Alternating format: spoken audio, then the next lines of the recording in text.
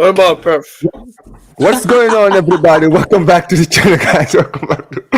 Oh, that is a terrible way to start this show, guys. That's on me, but apologies for that, guys. Listen, big up to everybody. What's going on, everybody? Welcome back to the channel, guys. Welcome back to Omar BYT, and welcome, ladies and gentlemen, to another episode of True Ballers FC, guys. Of course, guys, you guys know every single Thursday, guys, you should always expect this show, guys. But yeah, man, listen, I was actually trying to post this on social media, and then literally, man, I didn't even know we were already live.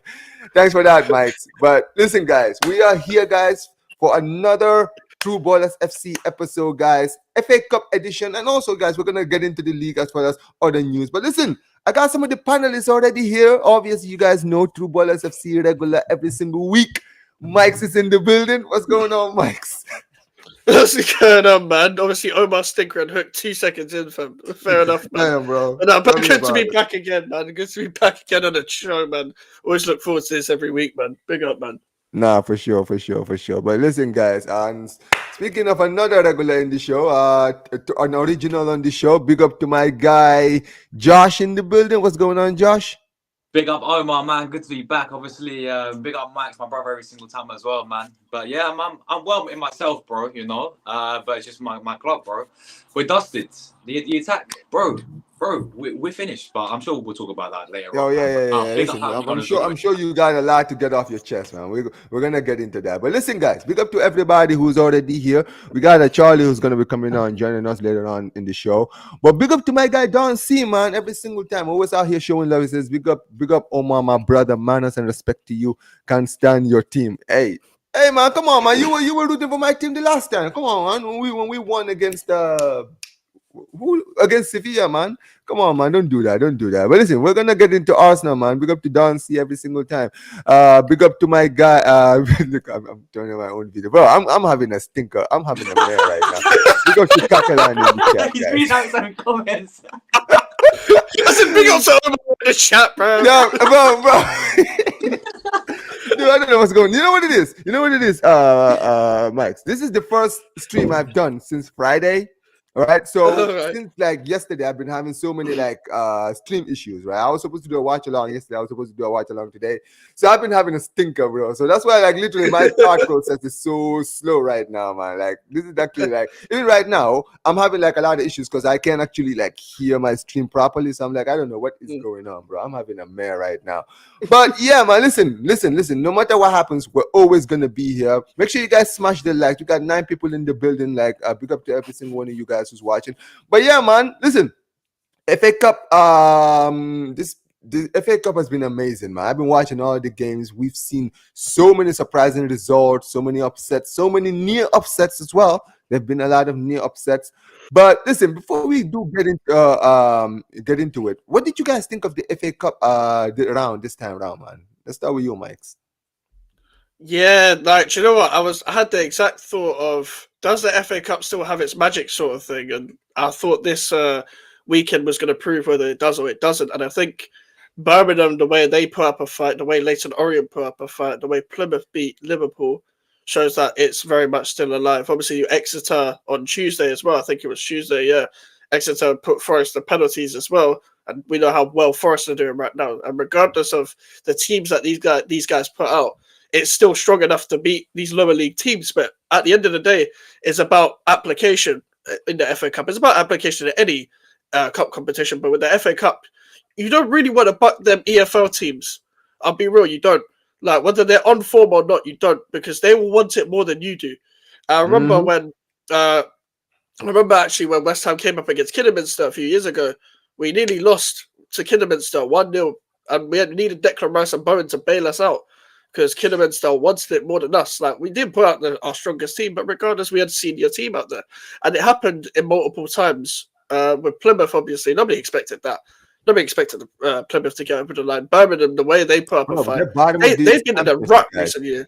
Like, Birmingham are in League One. They're the most depressed they've been in years.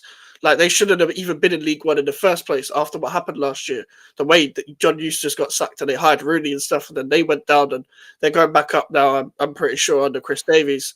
And they put up a fight against Newcastle. They've been in turmoil for time. but Newcastle don't really. We know about this about Newcastle by now. They don't really rise it against the teams they should beat. They actually went 1-0 down to, I think it was Bromley in the previous round, and they actually won in the end. But this is what the FA Cup's all about, man. It's about teams putting up a fight. And to be fair, we saw that in the previous round, as I mentioned with Bromley as well. Or with Tamworth, they put up a fight against Tottenham. They nearly beat Tottenham in 90 minutes. So it happened to the FA Cup, and it really like gave me a lot more hope that this cup is one of the few things in football that we grew up on that traditionally will stay alive. Because a lot of things about football is like changing that. When we grew up, like it wasn't like that. It wasn't what we like got into as a sport.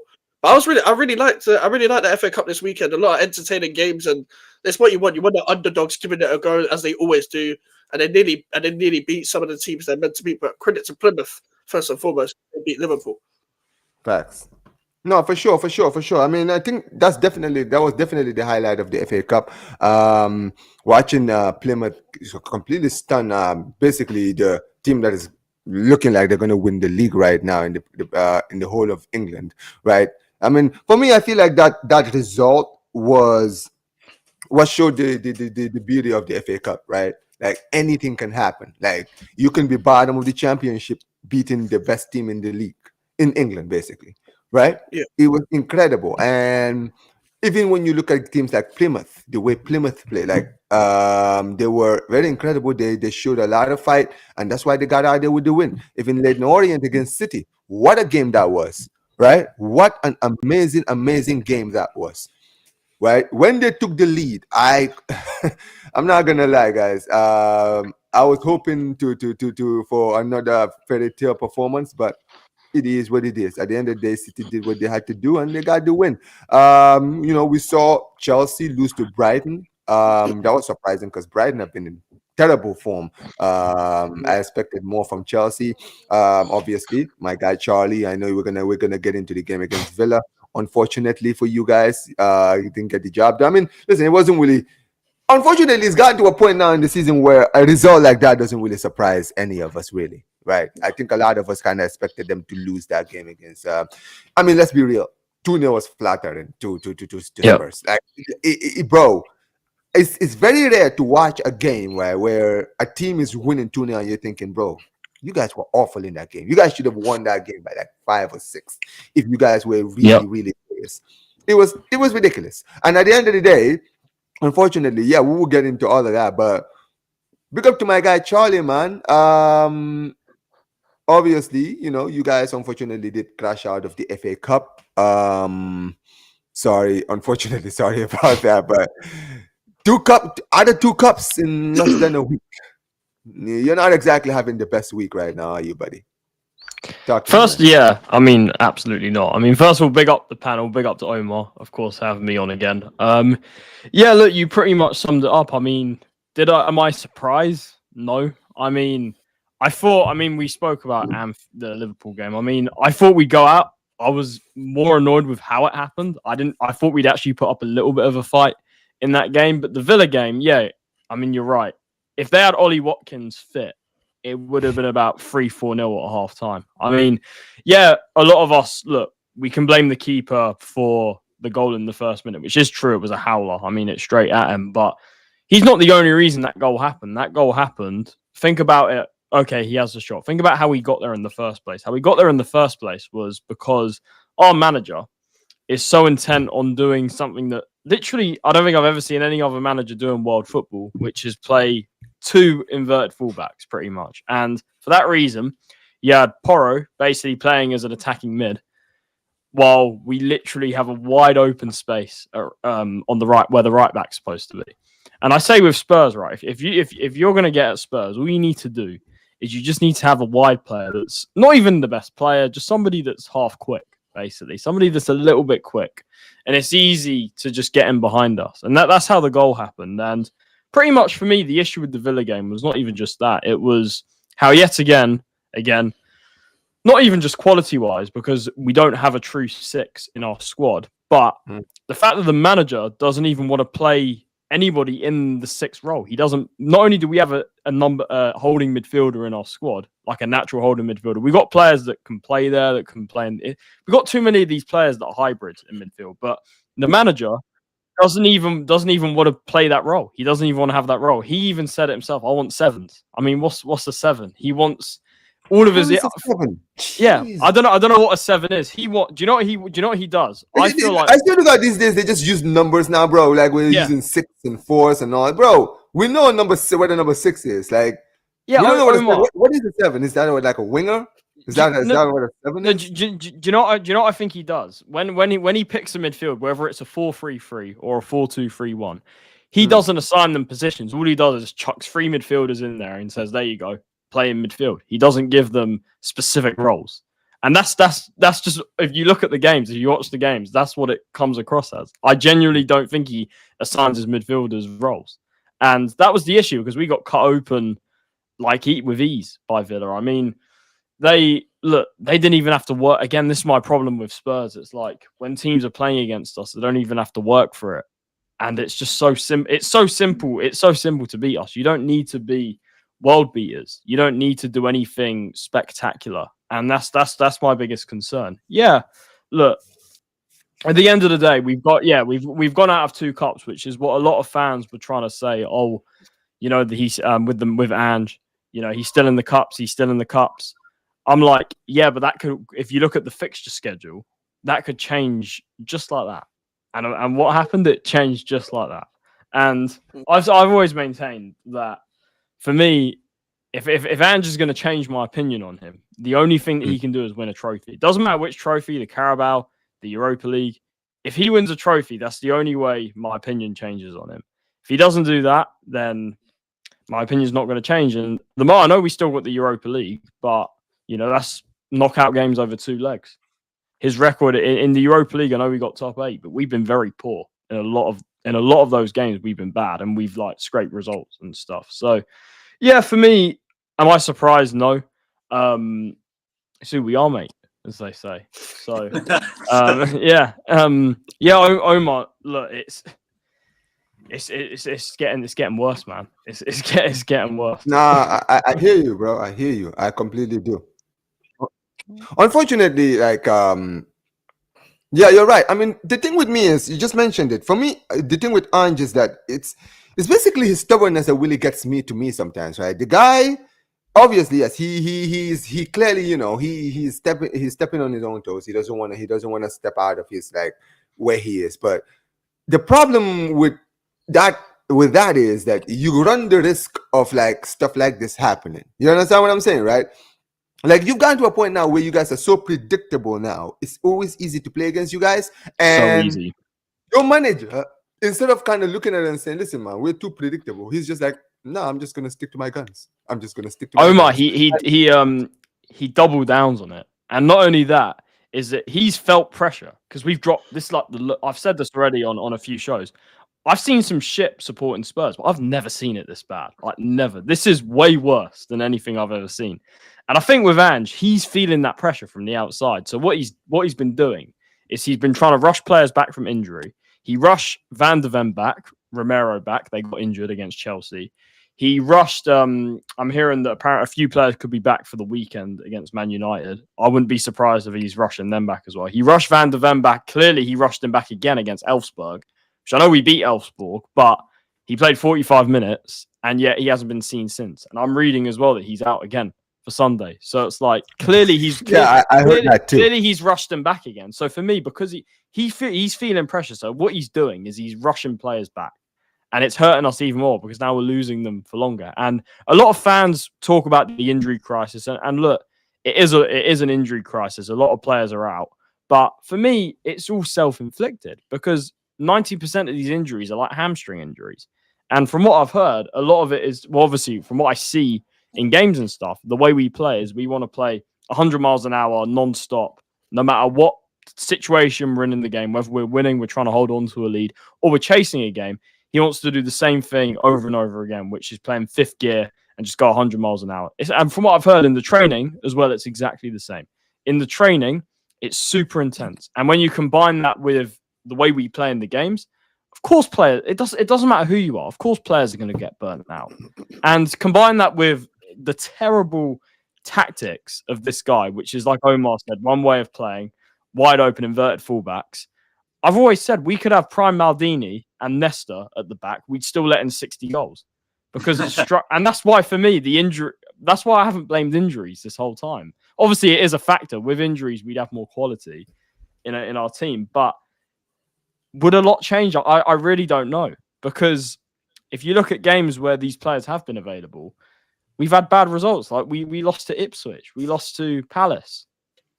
Like, for me, yeah, it wasn't as bad as it is now, but for all the fans that said at the start of the season, yeah, all of these kids were signing generational, you'd think with all of that they'd be able to get us through this, and that we, as people were saying, we're going to finish third, second. That's what I was hearing at the start of the season. Mm-hmm. So, based on those, I guess, expectations and predictions, which I disagreed with, but anyway, people can think that. But based on those expectations, then surely even at the start of the season when we had those players out, surely then the alarm bells were ringing before this injury crisis even happened. So for me, look, I'm at a point now with the season where, look, it's like 90% over.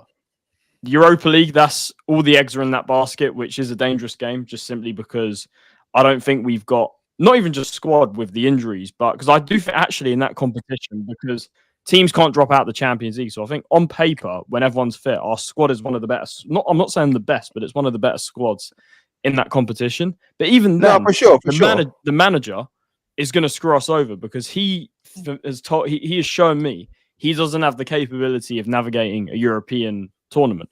To do that, you need to be very savvy, I guess is the word. You have to be very on it tactically, because when you play teams from other countries, you don't know what you're getting all the time. I mean, unless you watch them regularly, it's kind of hard to tell. Even I'm not even talking about the obvious names. Like we saw it when we played who's it, the early games like Karabakh and stuff. I know we went down to 10 men, but they missed like loads of chances, and I don't know how they didn't score it. Same with Ferencvaros.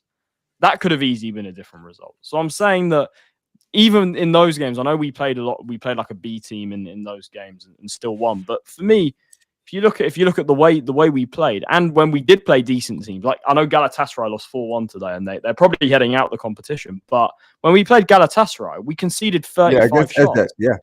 I don't know how that was. We lost 3-2. I don't know how it was only 3-2. So based on and then Roma, when Roma were in, I watched Serie A, so I know Roma. I know they've improved a bit. I think they're on like an 8-game unbeaten run. But at the time, they had just gone through 2 managers. They were on probably their worst run of form for years. And we gave them their best performance of the season. So that evidence, from what I've seen in the... Oh, yeah, that's true. I remember that game because I was doing a watch-along for it. And you're right.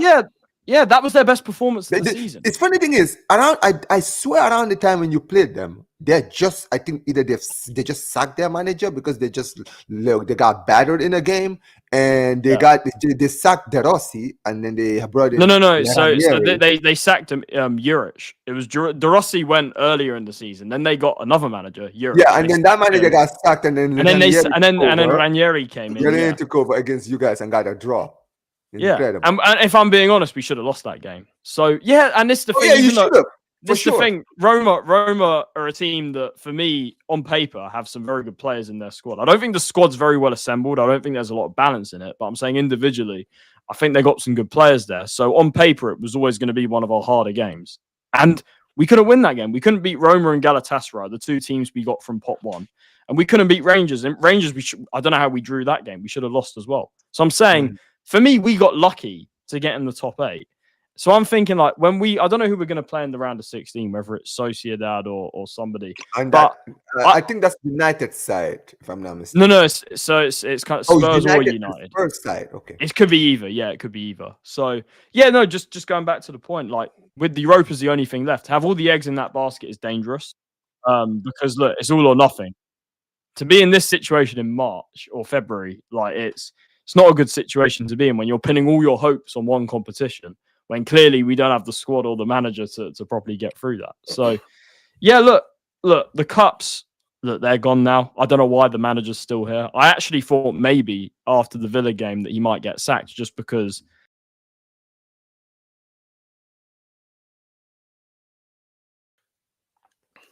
What the hell just happened?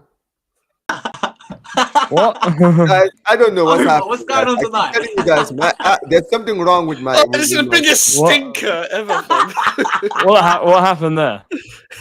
I don't know. I didn't press anything. The thing just went. Poof. Bro, I do not know what's going on, guys. Omar, you were complaining about StreamYard. I mean, this is just as bad. No. This is the thing. This has never happened on this app. There's something wrong. There's something going on. I need to actually check this later. But yeah, like you were saying, I hope you didn't lose your No, it's fine. Yeah, look, my point was just we've got all the eggs in that basket. I don't think it's going to come off. I'd love to be wrong, of course. So for me, the season's 95% over, probably, I would say. And we're what more can I say? Under the current management and ownership, we're here again. This so-called project that a lot of the fan base wants to talk about how they hired all these, they got rid of all the scouts, they hired all these data analytics people, they got in the new sporting director Longe, who for me is a complete fraud. They got in Ange, of course, as well when he came in at the time. It's all still the same bullshit. It's all under Levy. It's all under the same management, and that to me, again, like I always say, until that is removed, until the whole chain of failure at this club is removed, I don't see how it changes, personally. No, I hear, and it's getting worse. But Mike's, what honestly, bro, from the outside looking in, obviously, I'm sure you had a great time watching, the Villa game. What did you think of like the performance and basically all around as far as Spurs are concerned, as far as their season is concerned? I literally started to watch along, pressed on BBC iPlayer, looked down once, looked up, and Villa scored. And I'm like, okay. Oh, yeah, they scored very early. They scored in 1 minute. And I'm like, let me look at this goal for a second. I'm thinking, as Charlie said, it's not just the keeper. I'm looking at, there's nothing in midfield. And Porro is already advanced to Jacob Ramsey already. Like, he's just made an overlapping run already.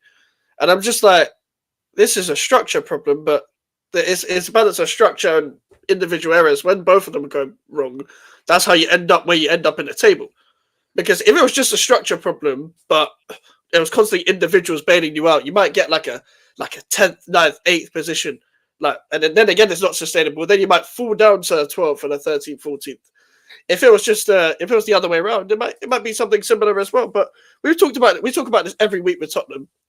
That because the manager hasn't changed, nothing has changed from the previous game. So it's the same problem over and over again. Now, I think it's just a whole collective thing where I've even tried to give the manager a blight earlier in the season before, but as Charlie said, it's never been this bad. It's never been this bad. There's only so many times you can defend the guy. Because if the same thing is happening over and over and over again, there's only one man to blame. Now, do I think the squad's good enough? No. But Tottenham have never been good at, actually planning a squad. And I've always thought that for a time, but it's gotten worse and worse ever since, I guess.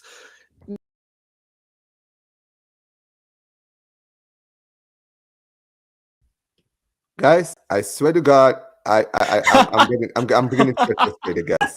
I'm not gonna lie. I can't press any button on this app. There's something wrong with this app. Guys. Oh, this is Sorry. But yeah, and like this is. Sorry, just before I go back into the top of the channel, you missed it earlier. This guy forgot to intro the fucking video, bro, because he was looking at his phone. Like, so it's not been a good start. It's not been a good start from early, fam. So I almost had bad luck. Oh man, it was doomed from the start by the sound. But yeah, it was a bit like how Tottenham started against Villa. That's how we could compare this stream right now. But but this is the thing with Tottenham. Yeah, it's like do I think the squad is good enough? No. Do I think a manager can maybe get the best out of certain parts of this squad, maybe to the rest of the season? To a certain extent, yes. But I don't think this squad is good enough at all. Like, they've got some good young players, but Ange doesn't even utilize them correctly. Like, if I'm going to give an example, like an Archie Gray has played everywhere but his actual fucking position. I want to see him in this position, just even as a neutral. Even though I don't like Tottenham, I like Archie Gray. I think Archie Gray's a baller. I watched the Championship. He even played right back. He even played out of position in the Championship and balled out. So there's not really an excuse, really. He can play out of position and ball up because of the kind of player he is. This guy's playing centre-back more than midfield. That's going to stunt his development. I don't care if there's injuries there. Someone like him of his talent should not be playing out of position. Bergfeld's a good player, but at the same time, I don't think he's ready to be a regular starter or anything, but I don't think they're expecting that of him at this current moment in time. But also, the regular starters at Tottenham aren't helping the players coming through. Like, in terms of the fact that Bissouma, I ain't seen a good Bissouma performance in a very long time. And I don't know what's happened to him. What happened to the guy that was at Brighton, that was balling out, but I guess maybe it was a structure thing. There's sometimes just circumstances where you ball out at a certain point because a certain manager can get the best out of you and certain circumstances can get the best out of you, or maybe the level is just not for you, etc. Like, but the likes of Pape Matar, I don't really like. At times, like, he can put in a good performance. At times, I don't really know what kind of midfielder you're meant to be. At times, like, I think you're meant to be a box to box, but what are you showing in your skill set that makes me think that you could develop even further into a really good player?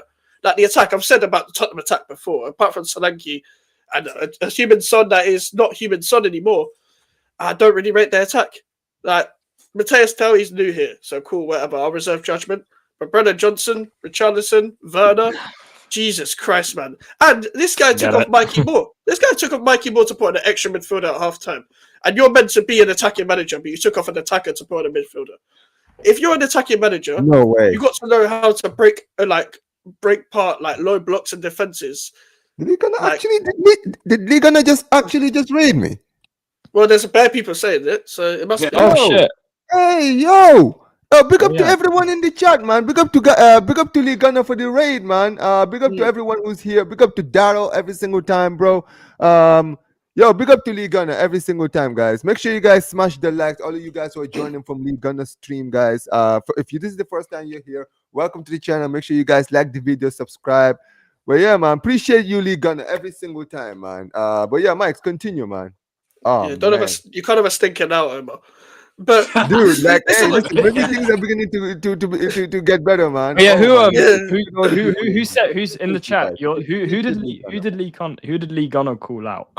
It says it. I'm sure he killed out somebody. Hey, listen, definitely Gunner, man. I don't know who he's talking about. Definitely. But yeah, guys, continue, Mike. But big up to Lee Gunner every time, bro. This is the thing, like, as an attacking manager, you got to know how to break not every part of defense, but you got to have a different attacking plan for different defenses that you come up against. But it feels like he has the same plan in the same games all the time. And we criticize this a lot about defensive managers, where every game they just plan to sit back and then hit them on a counter, or plan to put 11 men behind the ball no matter what opponent they're coming up against. However, we can do this with attacking managers that are very naive, like him, for example. And I criticized this about De Zerbi when he was at Brighton last year.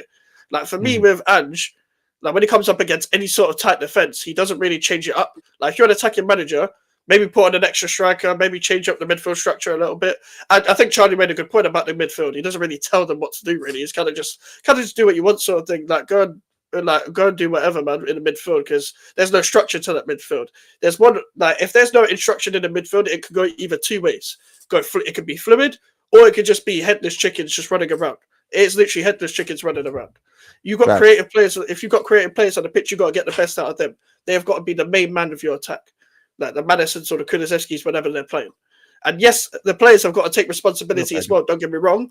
But if you're a manager that goes out in press conferences that says, I approve every signing that joins in Tottenham Hotspur, then you have made yourself the face of the problem, and that is your own fault, and you can't blame anyone. Yeah, no, Mike, he's done that. He's shielding the ownership.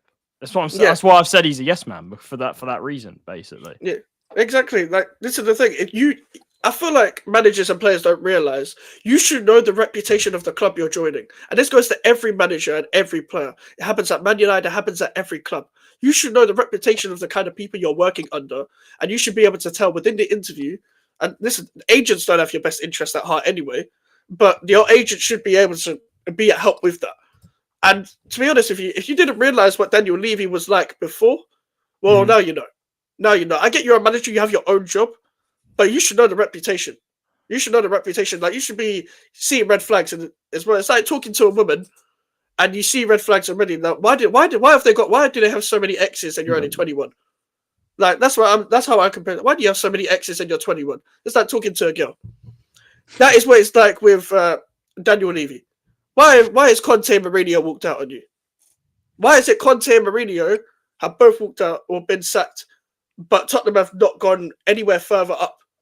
That's the thing, Mike. At the end of the day, it's. I've always said it's for me when it comes to Spurs, it's not a manager problem. The issue is a lot of times these people they always like to do this thing where they try to make it a manager thing. Bro, this club has hired great managers. Like let's put the BS aside. This club has actually hired great managers. Mourinho was a winning manager. Whatever you think of him today, it doesn't matter. This guy is a winning manager. You understand what I'm saying? Conte wins everywhere this guy wins everywhere he's been. Right now he's in Napoli, potentially about to win another Scudetto. He's got McTominay and Billy Gilmore on the same team. He lost his two best. He lost Osimhen in the summer and he's lost Tavares. At the end of the day, he's still dominated, bro. He's winning. He's top of the table with McTominay, Billy Gilmore as his midfield. Yeah, Omar. This is the thing with Ange, right? After the Conte, the famous press conference that everybody knows, any manager that came into Spurs after that, if anything like what happened in that summer window happened when they went and they re-signed Timo Werner, like one of the worst players that's ever played. The fact that we re-signed him after what Conte said in that summer, any manager that came in next should sit there and say, yeah, I've seen the light now. This isn't acceptable. I'm out of here. He should have walked. I've said this before. He should have walked. After that summer window, he should have walked. If he genuinely... What do you think about this, Charlie? He says, I'm sorry, but Son is not a leader as well. I'm not going to lie, bro. Like, Son has never struck me as one of those leadership kind of man. He strikes me as the player who's like more of a leads by example rather than leads by actually like galvanizing. You understand what I'm saying? Yeah. I think when it comes to Son, I don't think he's a bad captain. When people say that, he's not captain material, I disagree with that. But what I do feel with him is that when he's captain, what I've noticed, and a few other people that I've spoken to have said this, and I've said, you know what? Yeah, it's true. I agree. And that's that while he's captain, he takes on more responsibility in the sense that he's playing, and look, part of it is to do with the way Ange plays, but it's also to do with him in the sense that as captain, you feel more responsibility, you feel more like you need to get other players involved. Because what Son's best at in his prime is like, banging one in from 30 yards, cooking players, just kind of playing with freedom. And I think when you're captain, for a lot of players, it takes that away a bit when in the back of your mind that I need to involve other people. And in the case with Spurs, the problem is that's even more so when our transfer policy is based around just signing kids. So when you've got Son, an experienced player that has world-class ability that's been there, surrounded by all these kids, of course Son's going to think, I have to involve these guys, Mm-hmm. That's why, like for Korea, it's kind of similar for his national team as well throughout the years. So, yeah, I think, is he a bad captain? No, but I think him being captain, not just, people say, he's aging and stuff, which is true, but it's also him being captain, I think, takes away an element of freedom from his game personally. I mean, look, I compare Son to, you remember when, like, I think was it around 2014, 2015 when Messi was Argentina captain, right? He was captain, but really he wasn't really known for being the guy who you could tell he wasn't like the loudest person or the person that spoke out the most out on the pitch. You understand what I'm saying? Like later on, as he kind of like, the more experience he got, you could see he was becoming more vocal, right? The more he was more vocal on the pitch, like the more he became like, man, like, when he became the captain of Barca, right? You could see like having that responsibility of being captain and having it all over, like for club and country, you could see it changed him a lot more. He became more of a leader. He started speaking a lot more than he used to in the past. And that actually helped Argentina. And I think that when you look at like Son, yes, he's been captain of his country for a while. Like he's been captain of South Korea for a long time now, right? But for us, Tottenham, he's only become captain, I think, after Lloris left and Kane left. That's when he really became, So he already, for a long time, he had Lloris and Kane and even guys like Vertonghen and all of these guys who were above him in the leadership caliber, right? But you're right. At the end of the day, for me, I've always said that when it comes to Spurs, right, there's a lot of issues. But I've always said for me, the head of the issue is the ownership. Because this always goes back to them. It's round in circles. It's the roundabout. And until Levy leaves, honestly, you're going to continue through this cycle. And this is the unfortunate part for for guys like you. It's unfortunate, but yeah, this is the facts. But listen, I do want to quickly move on. I do want to talk about Arsenal, man. Big up to my guy Josh. Listen, Josh, you've been quiet this whole stream. Right? You've been hella quiet, buddy. But listen, you can't run away from the smoke, man. We got to get into it. Just when we thought that your season couldn't get any worse, just when we thought, this is you're at the peak of you're at your peak. But listen, before we do continue, I do actually want to read some of these chats because you guys are very active in the chats. Big up to everyone who's joining from Leach. Big up to Silveron says, I never liked the idea of strikers being captains. I'm old school. I'm old school. Should be reserved for goalkeepers, defenders, basically the foundation of the team. You know what? I hear that because at Barca, and you know what? It's not. I'll be honest. I think that the captain should go to the leader, to the guy. Like Liverpool had Henderson. Henderson was a captain. Whether you rated Henderson as a player, as a leader, he was one of the best leaders. You understand what I'm saying, right? So that's one thing he had. He wasn't a player who was leading by example. Like there's some players who lead by example, and then there are those who are just naturally leaders up here. You understand what I'm saying, right? And that's what Henderson was. Henderson was a leader up here. He wasn't a terrible player on the pitch, but he wasn't considered one of the best, right? But he was integral to Liverpool's team, right? Yep. Defenders, absolutely, right? Because defenders are usually the ones who are like the most vocal, because they have to be vocal. You have to talk to the other center backs to make sure that you get things done. Goalkeepers as well, right? But honestly, for me, I think that the captain should always be the one who's the most vocal. And don't get it twisted. When I say vocal, I'm not saying you have to be a fan. Like you can, like someone like Bruno Fernandes is vocal, but he's not a captain. Jesus. Yeah, when I say vocal, I mean like someone who can look at every player in the eye and tell them what he wants to say to them. Like someone like Fernandes, you can tell he's just one of these people that just whines. But he really is not going to come at your face and actually say what he wants to say to you. It's like certain players, he will never do that to them. Like, but a captain is the person who can walk into any player and just say what he wants to say to you, regardless if you like it or not. It's like with Odegaard, Omar, for Arsenal, I think. Yes, Odegaard is another one. He's like a son. Like this, bro. I've already said it. Odegaard. Like I just saw. There's one here. Where is it? Yeah, bigger. Severin says this. That's how I feel about Odegaard. Facts. Odegaard is literally the perfect example. Look at Odegaard for club and country. I've always said this. For me, a captain is it's an embodiment of a club, of where a club is. Yeah. For me, that's what I've always said. A captain, for me, embodies where your club is. Arsenal having Odegaard as a captain tells me where Arsenal are. Son being the current captain of Spurs right now, the current Son, shows me where the Spurs team is. United having Fernandes as their captain shows me where United is. You understand what I'm saying? A captain always represents for me where a club is, right? But yeah, honestly, big up to Daryl. Daryl says it's just there are like several people who own Spurs. Basically, yeah, this is actually true, Charlie. Even though yes, I think Levy is like the most.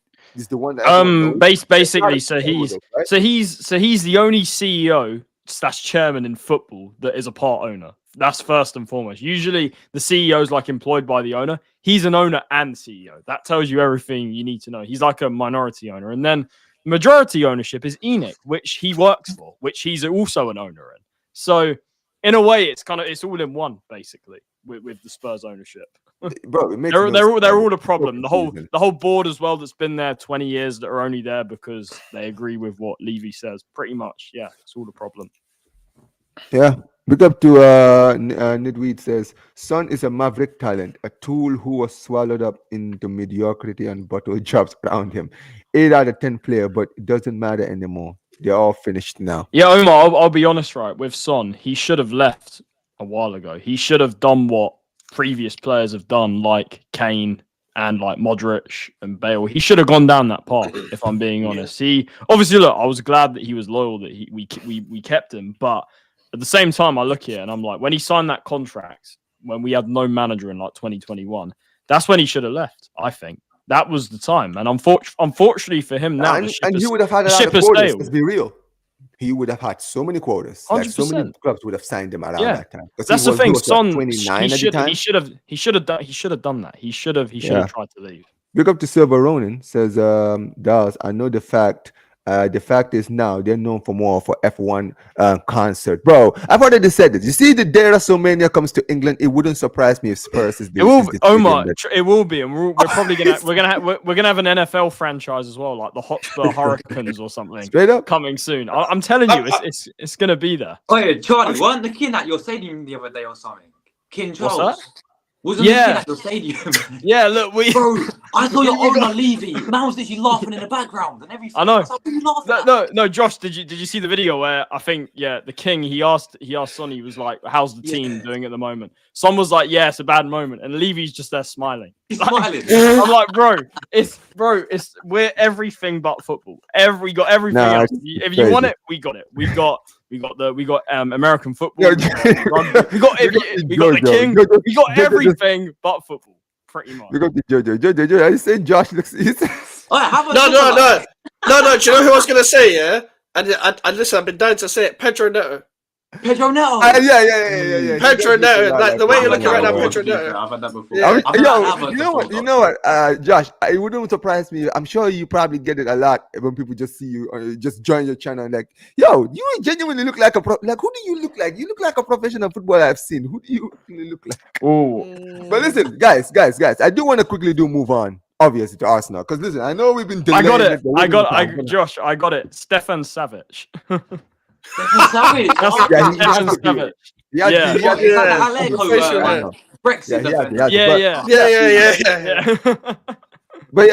But listen. I do want to quickly move on because listen, I know we've been having a laugh here, but listen, we got to talk about it. Come on. Kai Havertz now has joined the injury list. Listen, I actually give me a second. I have to do this now because I need to make sure I get this right. This is how many injuries now in your season? So Kai Havertz is now basically out for the rest of the season, right? And Jesus is out. Saka he's not going to be 100% fit for the rest of the season. I'm sure he'll be back, but he's not going to be 100% for the rest of the season. Let's call it out for what it is. Listen, we got to get into this, man. This is exactly what we said. I mean, listen, all the people who are joining from Lee Gunner's channel, right? I'm sure you guys already know this. You guys are like, Lee Gunner has a very, very strong, loyal fan base. Like these guys, they are there from the start of the season, right? Lee Gunner called this out. Northside called this out. Guys like Southern Guna, all these people, when they were in the transfer window in the summer, said this. The squad is not ready. All it takes is one big injury in our defense, in our attack, and then everything will go to shit. This is what I was told. And then for all this time, you had a lot of these Arsenal fans sitting there, just doing the club slogan thing.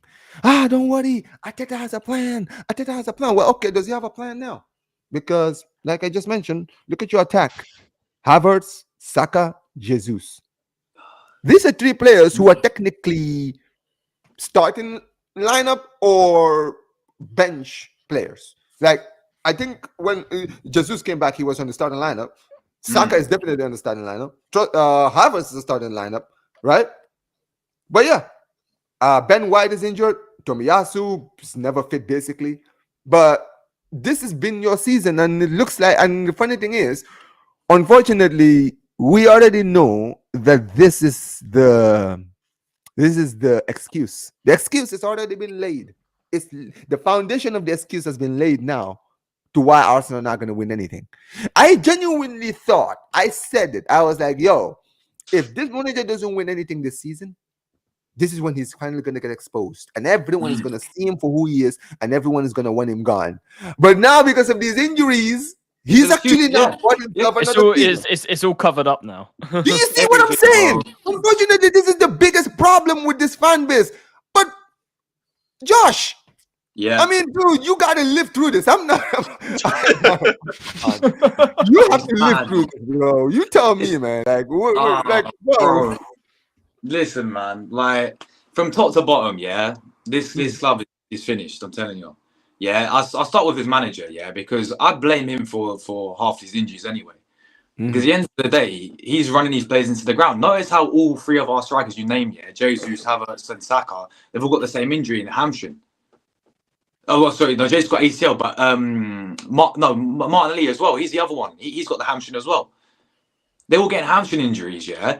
When multiple times, yeah, this manager, right, overplays them and runs them into the ground. Like that's the first thing. I remember it 3 years ago when we played against Tottenham, right, and Partey was carrying an injury and he rushed him on the pitch. When we played against PSV in Champions League, right, you know, it's like a meaningless game, yeah, and I think he played Saka, and you know, even against Preston in the Carabao Cup, for example, these types of games where it's not needed, yeah, he for me overplays them and runs them into the ground. And then you look at him, you look at the recruitment, you look at I mean, it goes back years and years. Like it's been for me, we needed the backup for Saka, we needed competition for Saka, yeah, for about since he first burst onto the scene. You know, Reece Nelson was that guy to cut it. We've been crying out for someone to back up Saka, and we've just not gone and done that. And now it's playing the effects. At the end of the day, it goes back not just January when we signed. How can you sit there and you appoint this Jason Atto guy that nobody knows who he is? Obviously, Edu, you know, went to Nottingham Forest. I wonder why actually now. He must have actually had a bit of sense and realised that, I don't want any part of this anymore.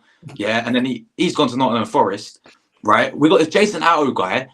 Man's came in and he's going to get a job permanently because what? He loaned Marquinhos back to Brazil or something. Still there. Yeah, this guy, bro. We need like he's nowhere near the answer, that Marquinhos guy, right?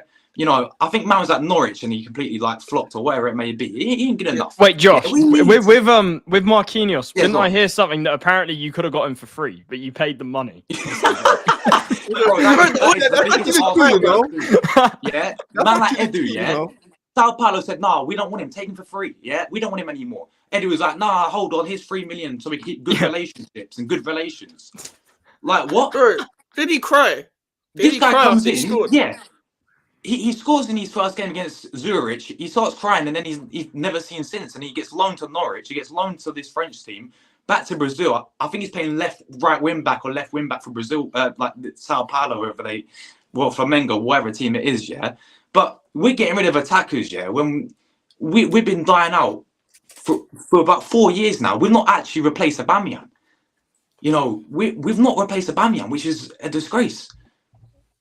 It's like, and you go back to that summer window as well, right? When we sign players like Calafiori, I do rate him. Yeah, I was happy with the signing. Marino, obviously, we know what's happened with that.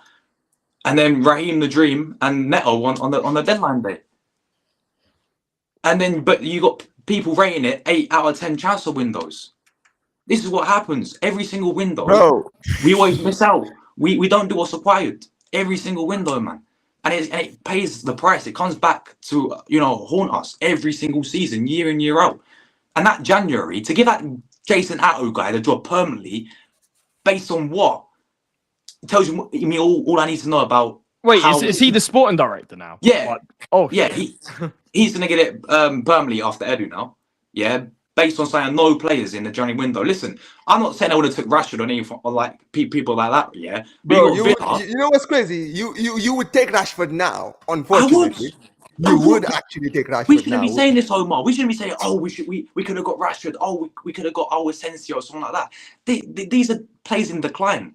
Yeah, but Villa was smart with it because I think they got them on loan deals, both of them. Yeah, but ultimately that gives Villa a bit of competition now with Marlon there, you know, with Watkins there and all this. I think even Watkins said it in his interview after the game. He said, "Now we've got to step up our game because we've got competition there." Yeah, that's something we've been lacking with on both the wins with Saka. Yeah, and obviously Martinelli and Trossard have been awful this season. We don't have a top class, you know, winner. Yeah, we've not had like a X factor player. Remember the days like of Alexis Sanchez, for example. Yeah, like that was a proper player you look at week in, week out, and you sit there as, you know, is an X factor type, like a world class type player. We've not had that for me, you know, and that's for me. It comes down to recruitment. It comes down, and people use this excuse saying, "Oh, the reason why is because Arteta has not been, you know, fully backed. Arteta has not been given the ability to sign a striker," which is an absolute load of, you know, bollocks. It really is. You know, he's been given money to spend. He's the second highest paid manager in the world, by the way. he's had 4, 5, maybe even more that opportunities to sign a striker. You know, I'm sure you guys heard about it with the Ollie Watkins situation, right? You do realize we offered 40 million in January. 40 million after they got rid of John Durant to Saudi Arabia, and we think we're going to get anywhere with 40 million. Bro, here's the thing. Unfortunately, disgrace, Josh. I think that I said it before. When it comes to Arsenal and the people that run your club, I swear to God, sometimes these people, they genuinely try to insult. Like they think that the fans are dumbasses. They think that the fans are idiots. That the fans the fans can't put 2 and 2 together. You understand what I'm saying? Like they genuinely insult your intelligence. The fact that there was pressure on them for a while, right? From the fan base, and even from like pundits and all these people that was sitting there saying, you guys, we are on our 5th year with this manager, and we have no trophies to say for it. Since he started his career at the club with a team that wasn't even his, right? And this season, you've had injuries all over your team. There's pressure on the manager and there's pressure on the board. Your ownership decided until the end of the transfer window. And then they decided at the end of the transfer window to go and bid for a player. And then when the club rejects it, they can then sit down and say, well, we bid. It's like, bro, do not try to insult our flipping intelligence, okay? You think who do you think we are? Do you think that some of us haven't? Do you think that we're stupid? Yes, like, we know what you're doing. Yeah, we but know. That's the We thing, know Omar. what you were trying to do. We know that you guys were basically. We know you guys had no plans of buying anyone in the January transfer window, and this was just a way of you guys saying, "Well, we tried." BS, you tried. You had the whole month to go out and actually look for so many different options, and then you decided at the end of the transfer window to go and bid for a striker when you know that team are about to sell and the other alternative that they have in their team. Like, come on, man. Like, this is like when I saw that, I was like, yo, this club is this board. But Omar, the thing is, half the Arsenal fans fall for it though. Half the fans accept it. At the end of the day, That's why they do it, because they know there will be people that will always buying into this BS. Yeah, but do you see the whole Zulamendi situation in January? Oh, we've agreed to deal with Zulamendi. He's coming in the summer. That's all paper over the cracks. You watch him. I bet you 9 times out of 10, yeah, because Liverpool went through a similar situation with him. Was it the summer just gone where he rejected them to stay in Spain? Yeah. Could you imagine if we, after all of that in January, yeah, if we didn't even end up signing that guy and he went to move to Spain, like Barcelona, or your team, or listen, something like that? Josh, we know, and everyone in this panel knows. When it comes to Arsenal, the only time, whenever the pressure it's on the board, we always see these things. Like everyone here, you all can attest to this. How many times do you guys just sit back, right? See the Arsenal fans all losing their minds on social media, and then all of a sudden, a move happens, a rumor happens, a big rumor, not just any rumor, but a big rumor. Oh, Zubamendi is on his way. But Arsenal are in talks with Alexander Isaac.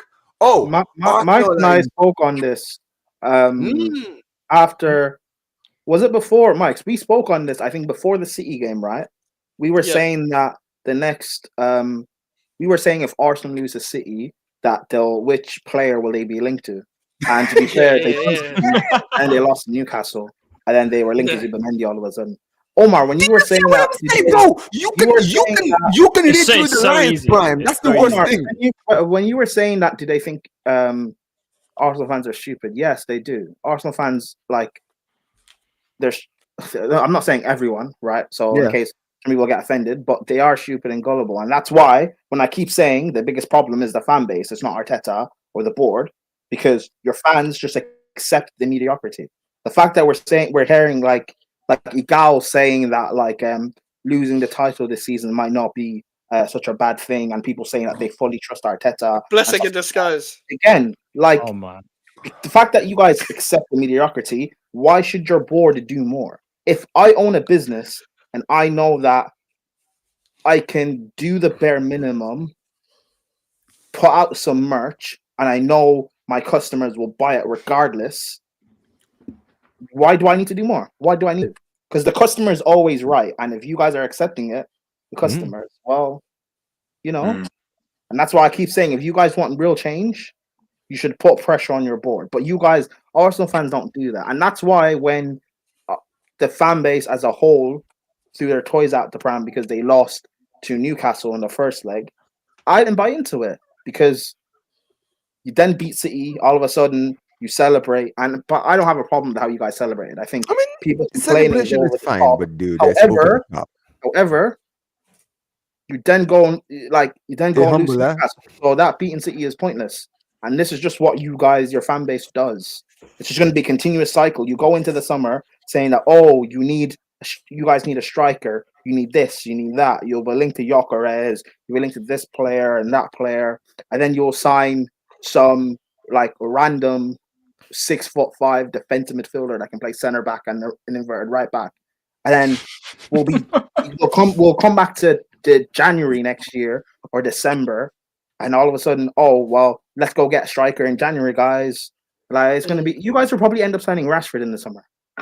Rashford probably, if he has a great loan, don't be surprised. Rashford will score a few goals at Villa or whatever. Villa won't buy him, but he will do all right at Villa, I guess. And then Arsenal will be linked to someone, a big money move in the summer, to an Osimhen or Gyökeres. You won't get anyone, and then you'll get Rashford, and then it'll be twisted into a big move. The guy has a lot to to prove the haters wrong, the doubters wrong.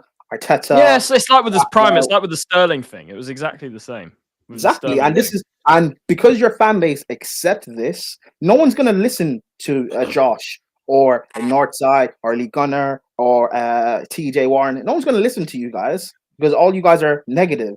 But then we'll be back here in February, and those same guys that were calling you guys negative will be saying the exact same things you guys said in the summer. Why is it that you guys have some magical crystal ball and you can see what's happening? I don't know what the reason is. Here's the thing. No. As a rival, this is the thing. Prime. I'm enjoying it. You are a Chelsea fan, right? I know this is your rivals, but here's the thing, London rivals. But here's the thing, right? You've seen your club be at the pinnacle of football. You've seen your club win league titles. You've seen your club win Champions Leagues.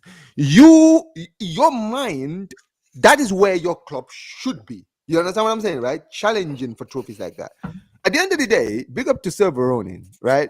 He says they don't care about the history and the trophies. I've said this before. Even if someone like Josh, who was too young or wasn't even born around the time when Arsenal were actually winning the big trophies, right? Challenger, we're basically one of the big boys in England and in Europe, right? A Fiat team around, right? They know their history. This is a guy who actually knows that I support a club that was winning league titles. They were in the Champions League final. I swear the year that you were born was the year that you guys were in the Champions League final. Yeah, really cool. Yeah. Do you see what I'm saying? Bro, your team is the only Premier League that's gone invincible, yet to be done. Right? People can say whatever they want to say about that. The fact it's still not been done, it's an achievement. You understand what I'm saying, right? At the end of the day, this is a club that should be aspiring to be one of the best in England. To some of these Arsenal fans, they think the way they are now, this is what it means to be the best. No. At the end of the day, to be the best, you need to actually get it over the line. The reason why these young fans, because these young fans don't know any better. If you're I'm 20, exactly. Prime. Before you continue, can I just finish? Can I just say this, Prime? I just want to say this. You're 26 and younger than me, right? If you're younger, I'm 26. If you're younger than me, you've not seen Arsenal be successful or behave like a big. This is your greatest. I don't have a problem with those people, Prime. I don't have a problem with those people. I have a problem with the older generation who do not.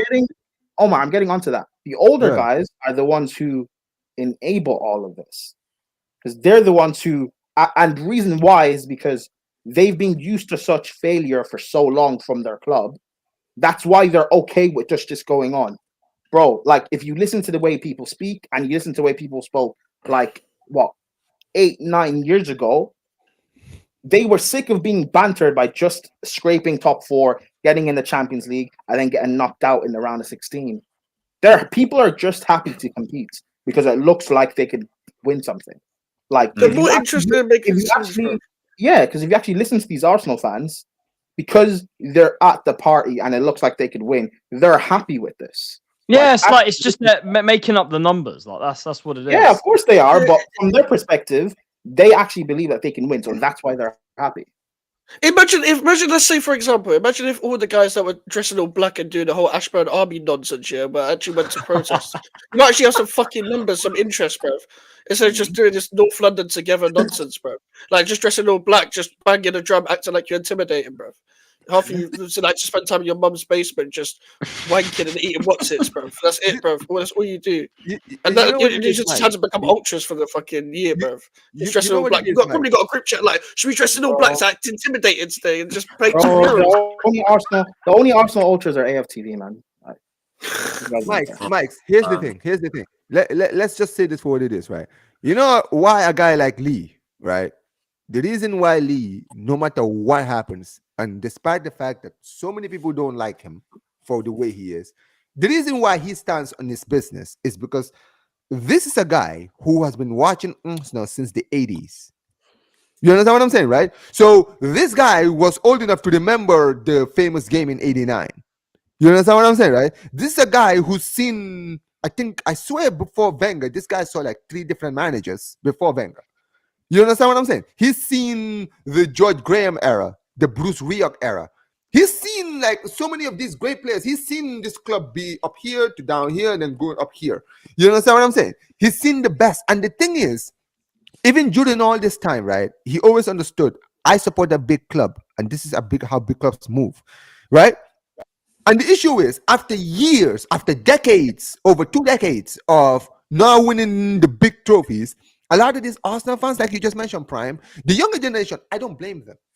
Like someone like Josh, if Josh is one of these people that was just sitting there saying, listen, top 4 is fine, we're just happy to be here, I wouldn't agree with it, but I would understand why he has that mindset, because that is the mindset he grew up on. You understand what I'm saying, right? That's all he ever saw, right? Mm-hmm. But when I look at the older generation, and listen, I don't care, I'm going to say someone like Robbie. Like Robbie from AFTV. This is a guy who's been watching Arsenal longer than even guys like Lee. You understand what I'm saying? Right? I'm just like, dude, I'm not saying you have to be all the time losing your head. Nobody's saying that.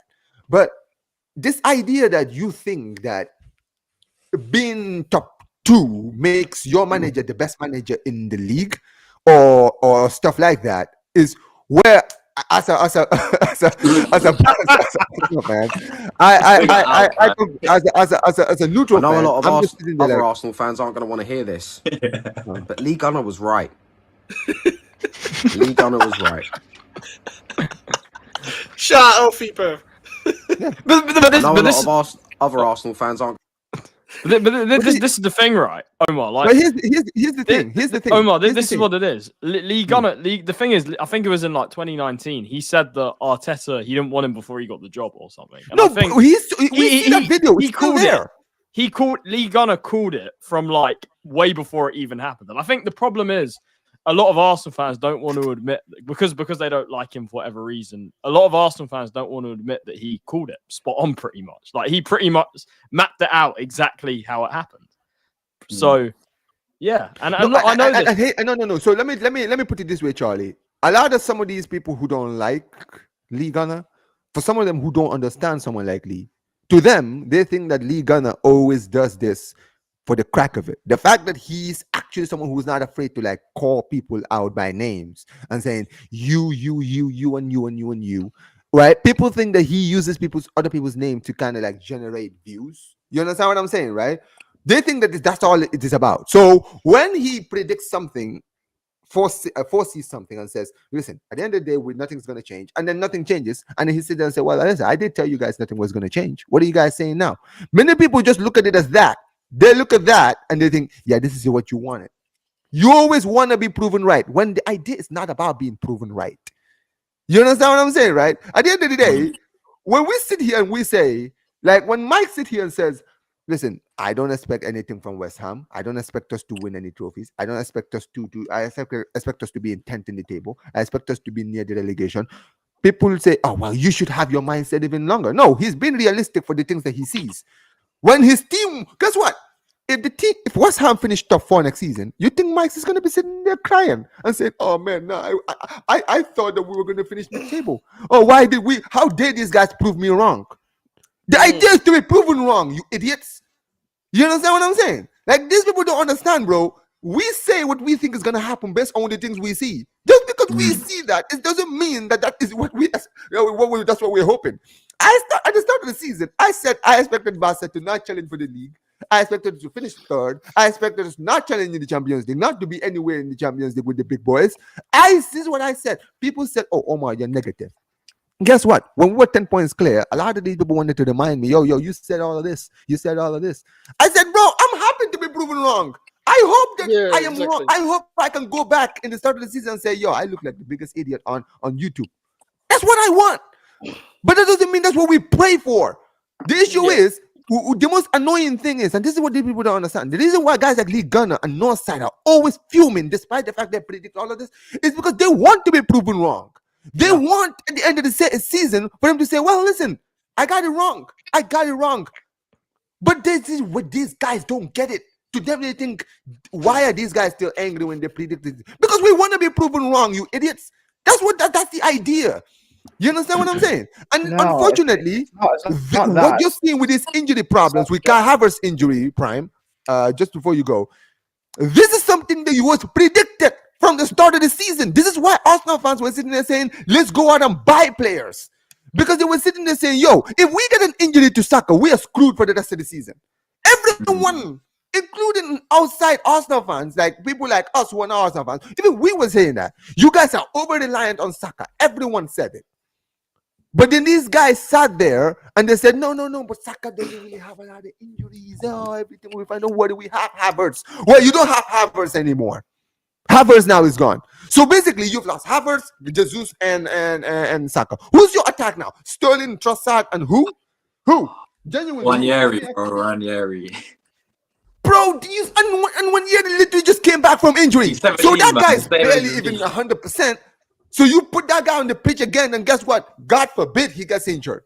Do you see what I'm saying? You're now at the position now where you're over-relying on a 16-year-old. Like, don't get it twisted. People try to say, oh, well, isn't Barcelona the same thing? Bro, I sit here all the time and I say Barcelona need to go out and buy players in the summer. And we will buy players.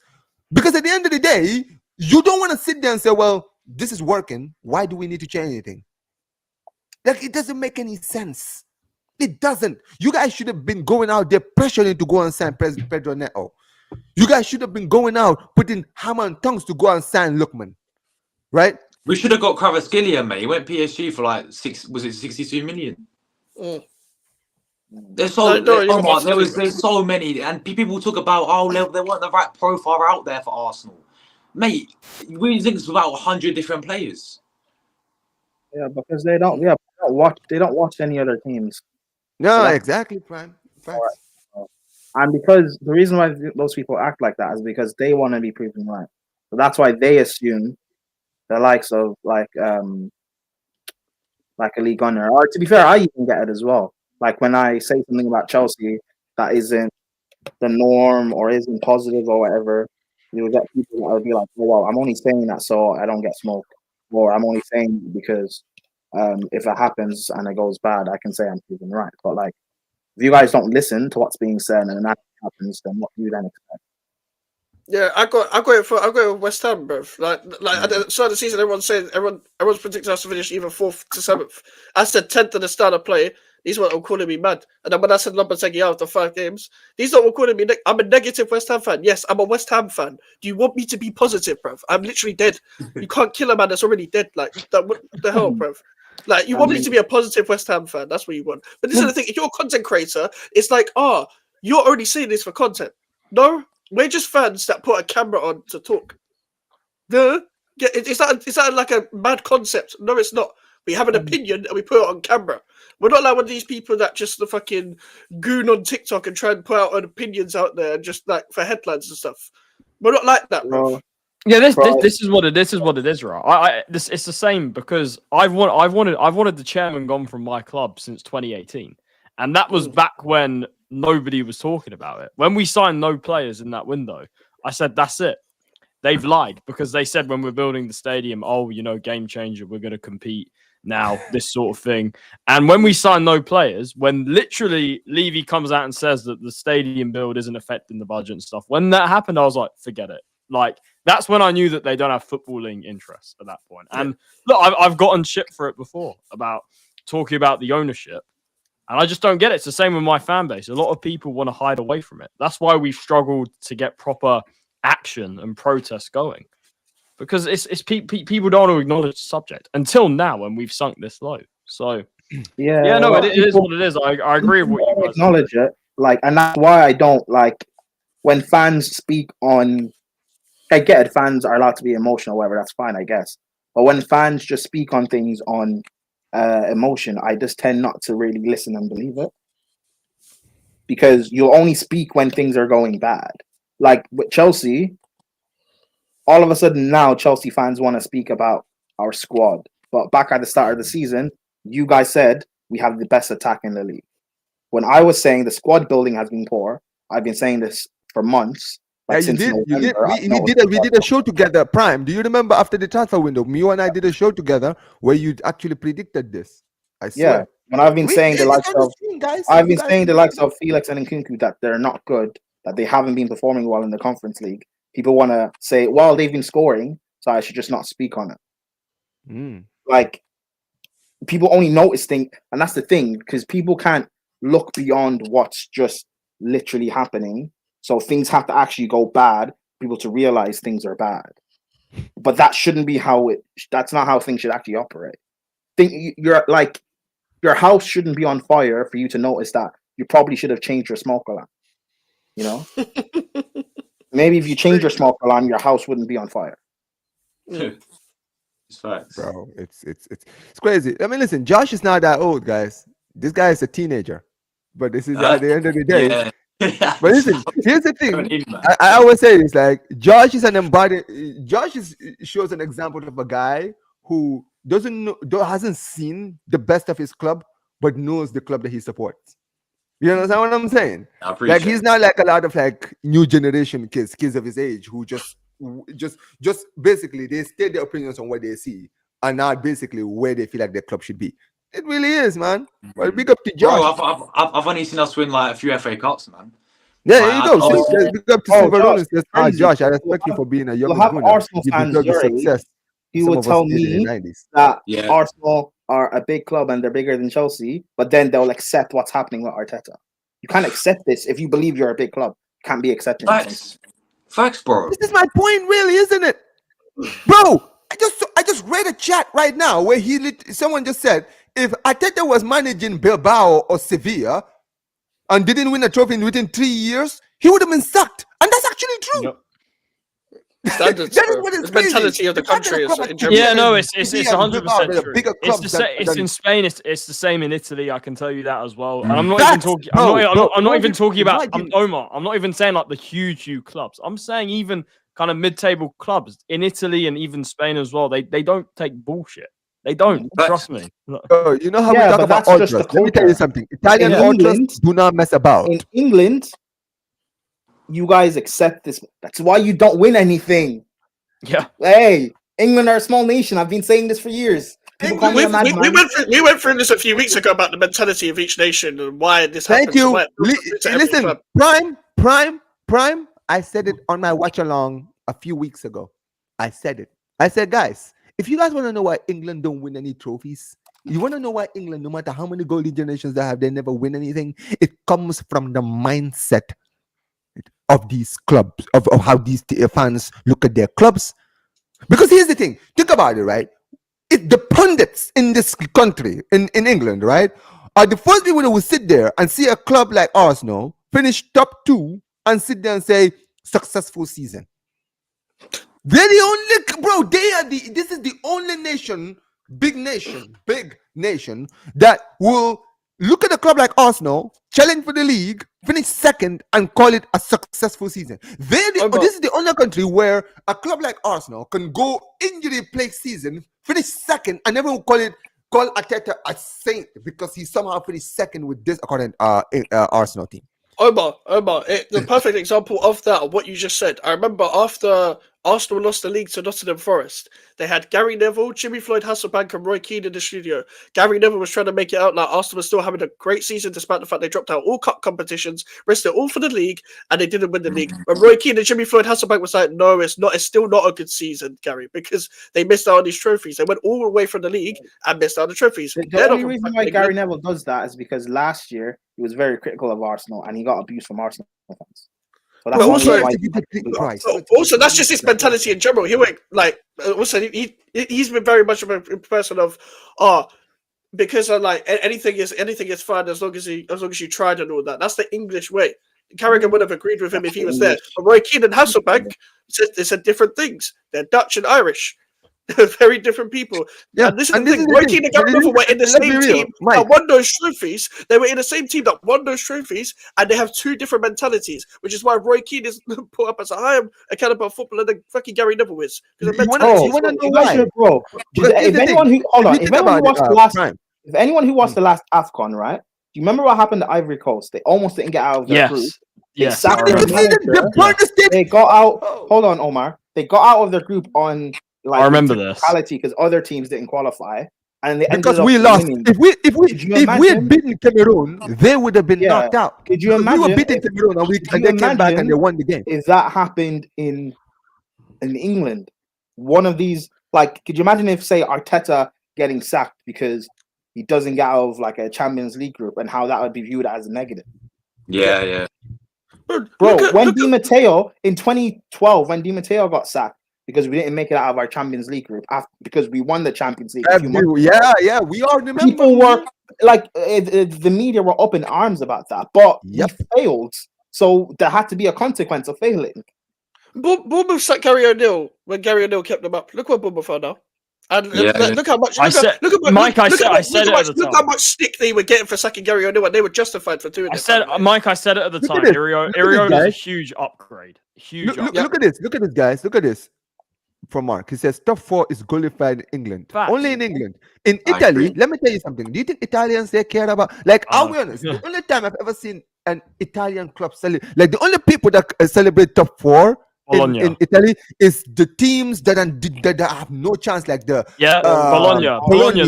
They were the only team. Yeah, Bologna. Yeah, Bologna are a relegation team that finished top 4. Of course, it's gonna be an achievement. The thing is, because Bologna have never been in the Champions League for like 60 years. And look at Atalanta qualified for the first time. They celebrated it because it was England. You know, it's the top 4 race, the top 6. Yeah, Prime. It's all been created by like Sky and stuff. Sky have created it. It's like people say Big 6. I'm like, yeah, another country we can pick out. Okay, what's the 3 biggest? England, but they don't create this whole thing like the Big 6. They separate them. Only in England do you have a relegation battle. Why are we battling for these?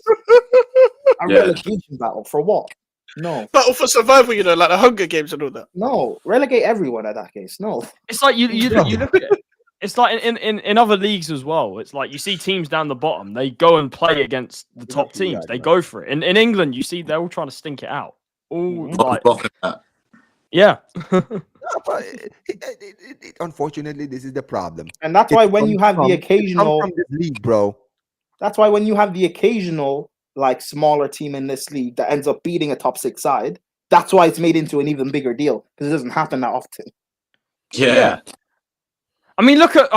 If you guys should look at the Serie A table from like 13th to 18th. It's like 2 points. Yeah, it's Jesus Christ. Because like, bro, the smaller teams actually have a go against the bigger teams, man. That's what I'm saying. Yeah, I mean, Monza. I'll tell you, Monza, who are like bottom, have barely won a game. They beat Fiorentina, who won 8 straight games recently. Like, I watched them against Juventus, right?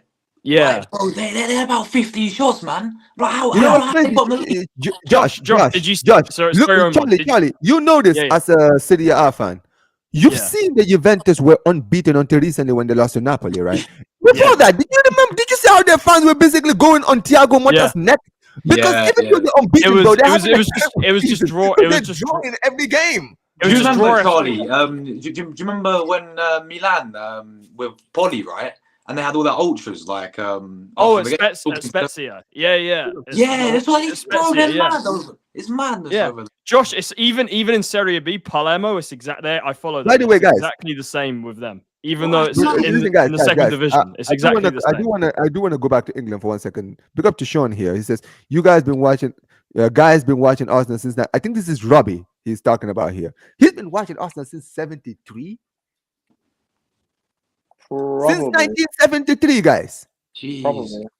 Bro, this is why I'm like, yo, it's easy to clown this guy because it's like, bro, if you like, look at someone like Jez, right? Jez from Arsenal history, right? Big up to Jez. Jez has been supporting, I think, Arsenal since 1967. This man, right, has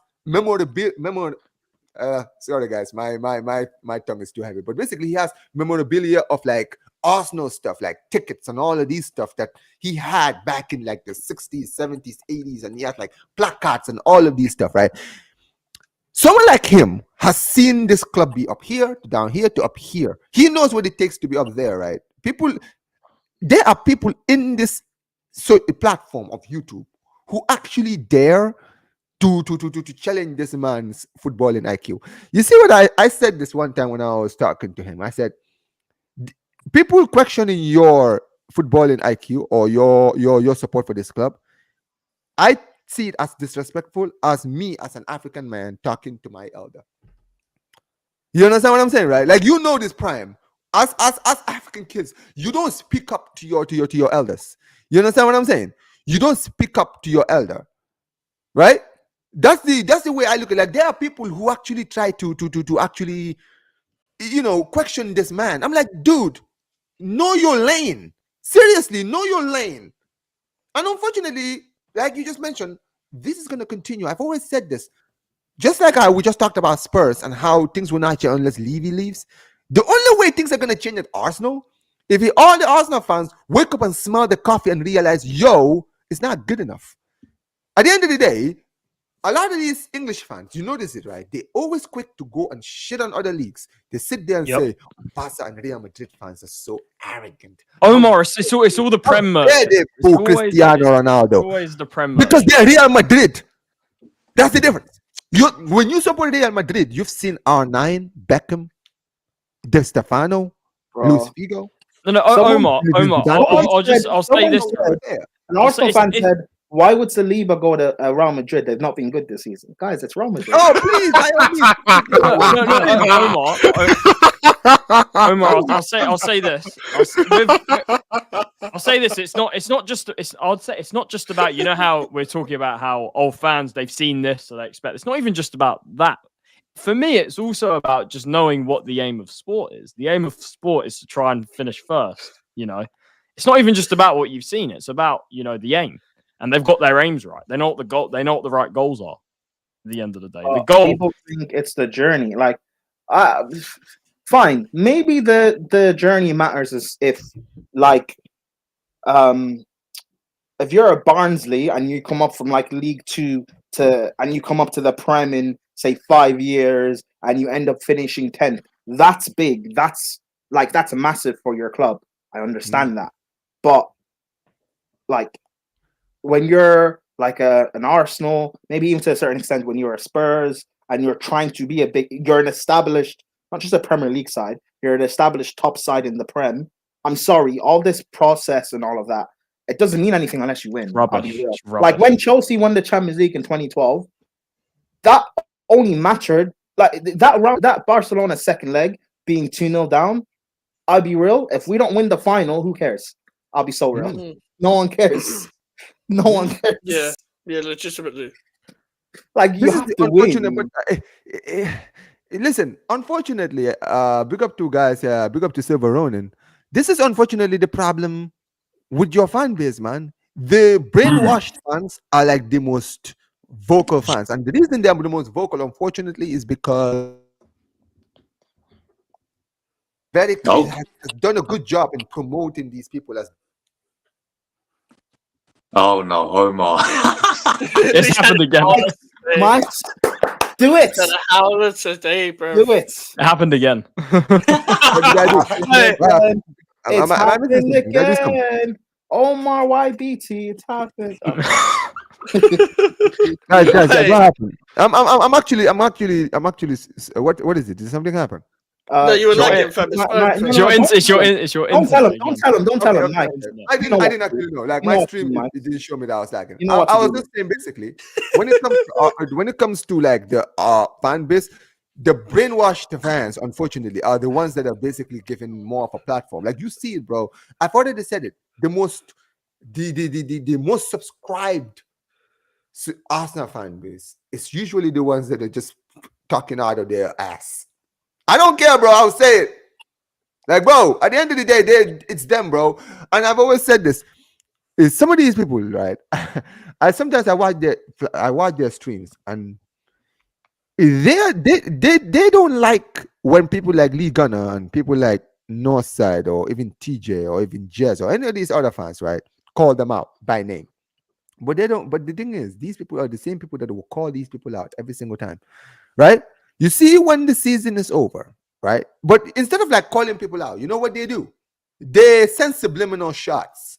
You understand what I'm saying, right? They'll sit there and say, "Yeah, well, these people, you guys didn't believe in him, so don't support him." Well, why don't you call out the people that you're trying to hit? Like, you call them out. Say by name. Say, yo, you are not part of you don't get to celebrate this moment with us. They will never do that because guess what, bro? They don't want that smoke. Because the moment you call someone like Lee Gunner or someone like Northside out, they'll make a full video roasting you for 2 hours, 10 hours, bro. And they're not ready. I've seen it. It's hilarious. You know, bro, like Lee It's Gunner is not hilarious. afraid. Lee Gunner will do a 12-hour stream just roasting somebody, bro. Doesn't No care. side will cook the living shit out of you. I can't. Oh my god, that's my point. They Yes. don't want that smoke, bro. And listen, we at the end of the day, unfortunately for someone like you, Josh, I've always said it, man. Listen, you're one of the people. I'm like, if a lot of Arsenal fans are like you, I swear to God, man, like the fan base will be such a better place. This is why I actually brought you to my channel. I was like, listen, man, we need like younger Arsenal fans like this, because I feel like a lot of people just think that like all the younger Arsenal fans are all just think the same way, which is that top 4, top 6. This is like for them, this is the norm. They don't realize there's actual like young Arsenal fans out there who actually like read into the history. They know who they support. You understand what I'm saying? Like, So, yeah, Alfie as man, well. listen. Like, There Alfie's you go. the same. Exactly. No, Alfie didn't say humble, man. Because Alfie, I remember having, He didn't I say remember humble. your show with him. I was like, listen, at the end of the day, that's another guy who, he might be young, but he clearly also has that mind state. He understands who he supports. And I've always said this. Sometimes it's not always about the things you see. You understand what I'm saying? It's not always about the things you see. Yeah, there you go. Thanks a lot. Thanks a lot, Mike. Thank you, Mike. Hey, listen, man, listen. It is what it is. It is what it is. It is what it is. But yeah, we're just gonna continue. Listen, I do want to quickly move on. Unfortunately, big up to Prime. We're gonna actually go back to the FA Cup because you guys actually did play in the FA Cup, unfortunately. And oh dear Lord, bro, what happened in that Brighton game, bro? Like, dude, I'm not gonna lie. I think I might have predicted. I think I predicted you guys to lose, but I don't really know. I mean, Prime, talk to me, bro. What did you think about that game, bro?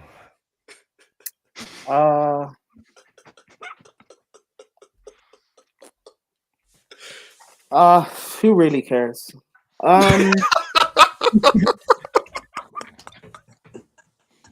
I don't know. The game, like we don't have a striker, so someone at our club.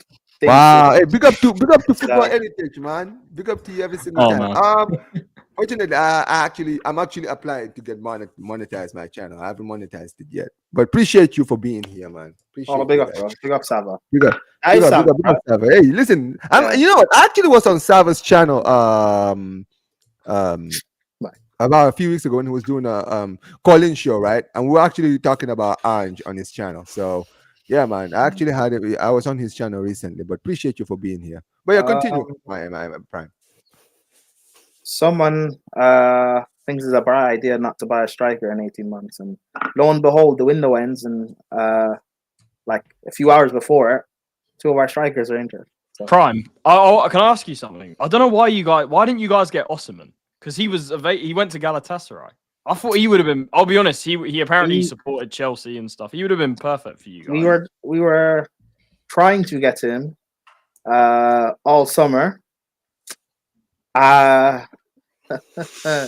We were trying to get him all summer, but his agent and De Laurentiis were trying to hike up the price tag because they wanted more money from it, and the agent would have got a bigger cut of the deal. That's why they wanted him to go to Saudi instead, because they would have got more money. But Osimhen didn't want to go to Saudi, and then the deal like basically got fucked over in the final hours of the window. The window ended. The only league that was open was the Turkish league. That's why he went to Galatasaray on loan. I assumed that in January we would find a way to either break the loan deal or at least sign him so that he can join us in the summer. We didn't do either. We didn't get anyone. We didn't even get a Kolo Muani or anybody. You guys could have had Tell before we got him. Fair. But Tell didn't want to come to Chelsea because apparently he didn't want to fight with Jackson. And now Jackson's injured. And now you're at Spurs, and Spurs could get relegated. So well done. Anyways, sorry. But yeah, we're just, bro. I've been saying this. Just the squad building is so poor. Going into the season, thinking it's a smart idea to have Caicedo, an injury-prone Lavia, and an Enzo who's shit as our 3 main midfielders doesn't make sense. We waste money on Dewsbury Hall, who I don't even think he's a bad player. I think he's good. But instead of wasting money on him, we could have signed Hermansen, who Maresca actually wanted. We buy Jorgensen instead. He barely plays because Sanchez has to play because Ben Roberts is an enemy of progress. Colwell, I've been saying, this light skin gimmick with a fade that he does, Chelsea fans have bought into. The guy's not good, bro. Jesus, bro. Not good. It's not good. But because he's got skin fade, like people want to think that he's not good, bro. When Liverpool came in with money 2 years ago, we should have taken it and ran. Like it's just annoying. And even Palmer, like he's annoying me with this nonchalant gimmick he's been doing. However, he's still creating chances that no one else is finishing. We have Neto and Sancho on the wings who, like, Sancho won't beat his man. He wants to do combination play. And Neto, his best attributes are crossing. But you bring in wingers like Neto and Sancho, but you don't have a striker for them to work off of. That's poor. We have Madueke, who plays a lot because he is actually a goal threat because we lack goals in our team. Jackson's been ran to the ground. And I said this, I think the game after we played Spurs, I said this, that Jackson just needs to come out of the team and rest. But we have no one else. Christopher Nkunku, I said he'd be a flop when we bought him. The Chelsea fans got way too gassed when we put the money down to buy him. And I know they didn't watch him at Leipzig because no one watches. Chelsea fans don't watch You know what it is? He was scoring hella amounts of, like, I think if he won the That's golden great. boot, It's great. He's a goal scorer, but Werner was also scoring goals at Leipzig. Like it wasn't a traditional number 9. He can't do anything. He can't play 9. He can't play 10. You can't play on the flanks. You can't create. You don't press. You don't offer me anything except goals. But even then, where do we play you to get goals? Like the building of the squad has been extremely poor, and people who have criticism or Maresca or whatever, I guess that's fine, whatever. But that's a different conversation to have. But it comes up to the board now, or the sporting directors. Those two, when Stanley and Stewart, have to go. You've been too poor. You've had too many windows. I wasn't critical at the start because I wanted to see the plan. I'm seeing the plan now. It's not good because we are so close. If we had got Osimhen in the summer, we had got a proper goalkeeper, or even if we used Petrovic, who has been one of the best goalkeepers in the French league this season, and we had kept Leslie and Santos, and we had brought in a proper centre back, a leader, an experienced centre back, not this bullshit that we're trying to do with Colwell and Chalobah. We possibly could be taking advantage of City falling off a cliff, and we could still be in a title race. But instead, we're doing this top 4 gimmick. again. And now that we don't have a striker for like a month or two, we might not even get top 4. So now what? Because we need that Champions League money. We need that Jordan money because we've spent too much money in the past 2 seasons. And Maresca could unfortunately be the one that has to pay because it's not his fault. What do you expect when you have a young team with no leadership and then you bring in a young manager with no experience? You're going to expect this bullshit. Like, so that's why I'm not angry with, per se, what's going on the field. I'm angry with the assembly of it. And I'm also angry with the fan base because, like, everyone's just trying to do agendas with Jackson or Maresca or this guy or that guy, but yet you still defended the bullshit. You will defend Sanchez. You defend Colwill. You guys will abuse Caicedo. Okay, I'm going to say this, Omar, sorry. Caicedo for 18 months at Chelsea has been doing a slave shift in midfield by himself. He has. But not everyone will blame Caicedo and say he's playing poorly. But you won't blame Enzo. Yeah. You feel like won't blame when Enzo. Play well, people are not giving. No one's going to blame Enzo, who's had only 3 good games this season. 3 good games this season. No one's going to blame Enzo. But yet, we'll blame Caicedo. All the pressure will be on Palmer, and I understand him getting some blame because he's meant to be one of our best players. I understand that, but there's no one else that's actually doing anything. Everyone will abuse Madueke because of he's black. But let's have fair criticism for the rest of our players, the rest of our forwards, because at least Madueke will actually try and score and actually wants to try and win the game. Whereas Sancho just wants to recycle and Neto just wants to cross. But we have no one to cross into. Maresca, I think he should have used the squad a bit better. Like, even though I don't rate Nkunku, he does score goals. Try and get some goals out of him. Mark Yu could have been used a lot more in the league because at least profile-wise, he actually fits. Like, there's a lot of annoying things that's going on. And I don't even know. Like, it's just, Charles, man. I don't even know. It's just annoying. But we'll see. We play Brighton today, so he probably won't. What are you doing? I don't even. I'm blind, didn't it, fam? I'm blind. We play Brighton today, I think. Yeah, we do. So I don't know. We'll see what happens. But water carrier, bro. He's been doing everything, man. He's been working the fields. Like I said, he's been doing the slave shift, but no one wants to talk about it, bro. Master Enzo, man. But whatever. We'll see. We'll see. This guy, bro, I swear to God, bro. Am I wrong? Am I wrong? Get this my channel. That's a Master Enzo. No, yeah, Enzo Fernandez. Yeah. Come on, Prime. You need to chill sorry. out. Hey, sorry. Okay. No, I can't even say allegedly. Enzo Fernandez is. Yeah. Whatever. Okay. But regardless, that's really it about Chelsea. Okay. Listen, guys, this is actually like the final thing I want to talk about. Obviously, we had actually Premier League games in midweek. It was actually a game in hand for earlier this season. It was the last Merseyside derby at Goodison Park. It ended Everton 2, Liverpool 2. So what is it? What is it, Prime? Why are you making that noise for this? Sorry. But last ever Merseyside derby in Goodison Park. It ended 2-2. I mean, listen, what a game it was. And listen, at the end of the day, I'm not gonna lie, bro. Like, in the end, I feel like Liverpool bottled it in the end. They could have won it. And honestly, it's incredible, really. What a game it was. I mean, for the neutral, I would say what a game it was. And listen, I'm not gonna lie. A part of me kind of felt like that game wasn't gonna. I think people were kind of expecting Liverpool to win that game, but I was like, this is the last game in Goodison Park.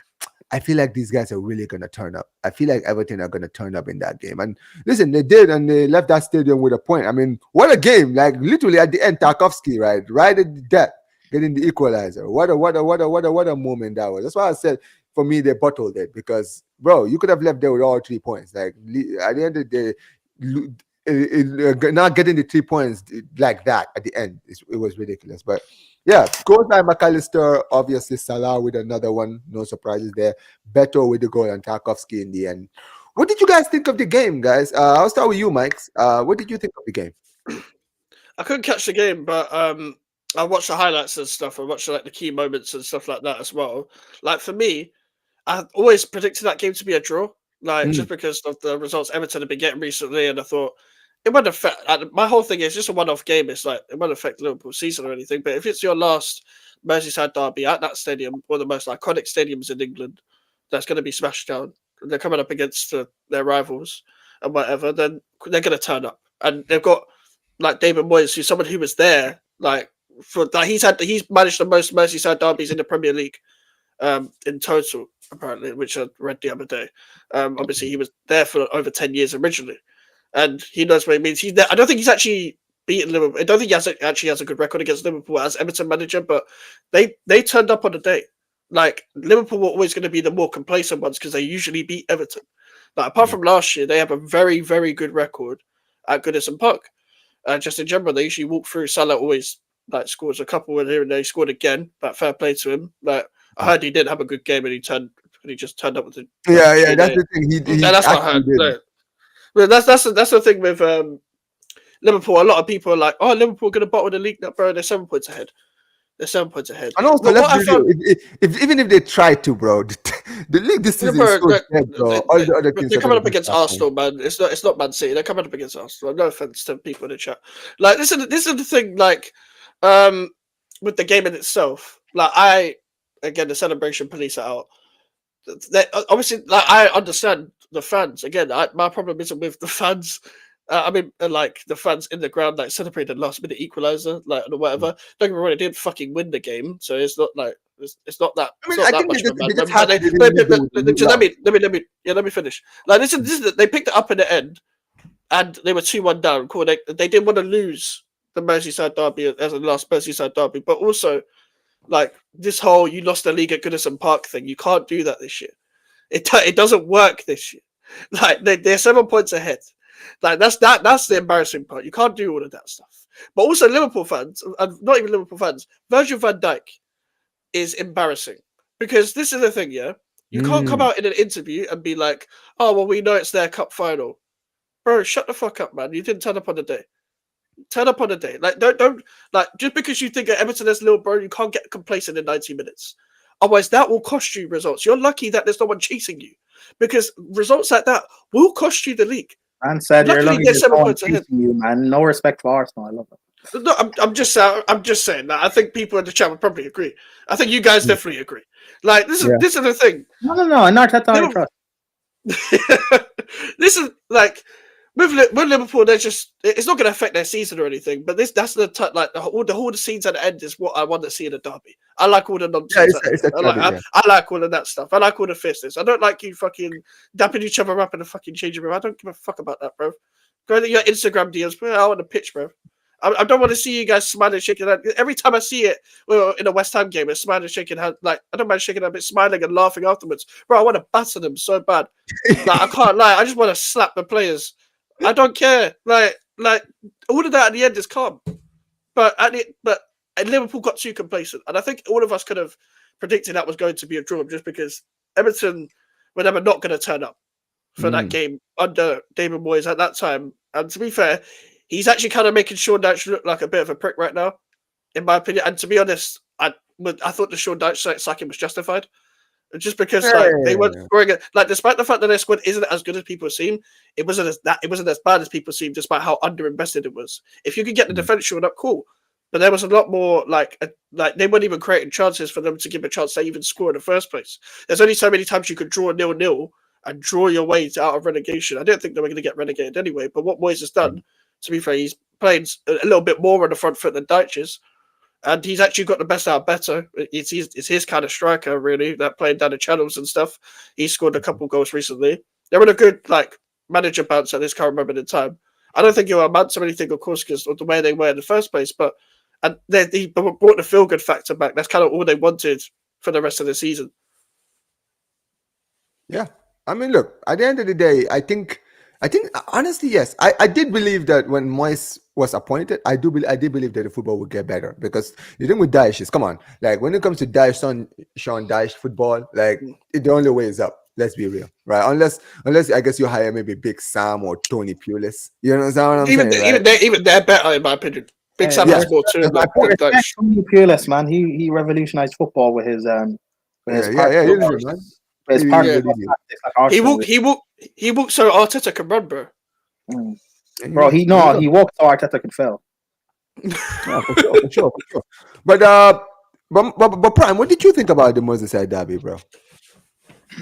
Hey, Ballon d'Or winner Salah, another stinker but goal master performance. I hear it, man.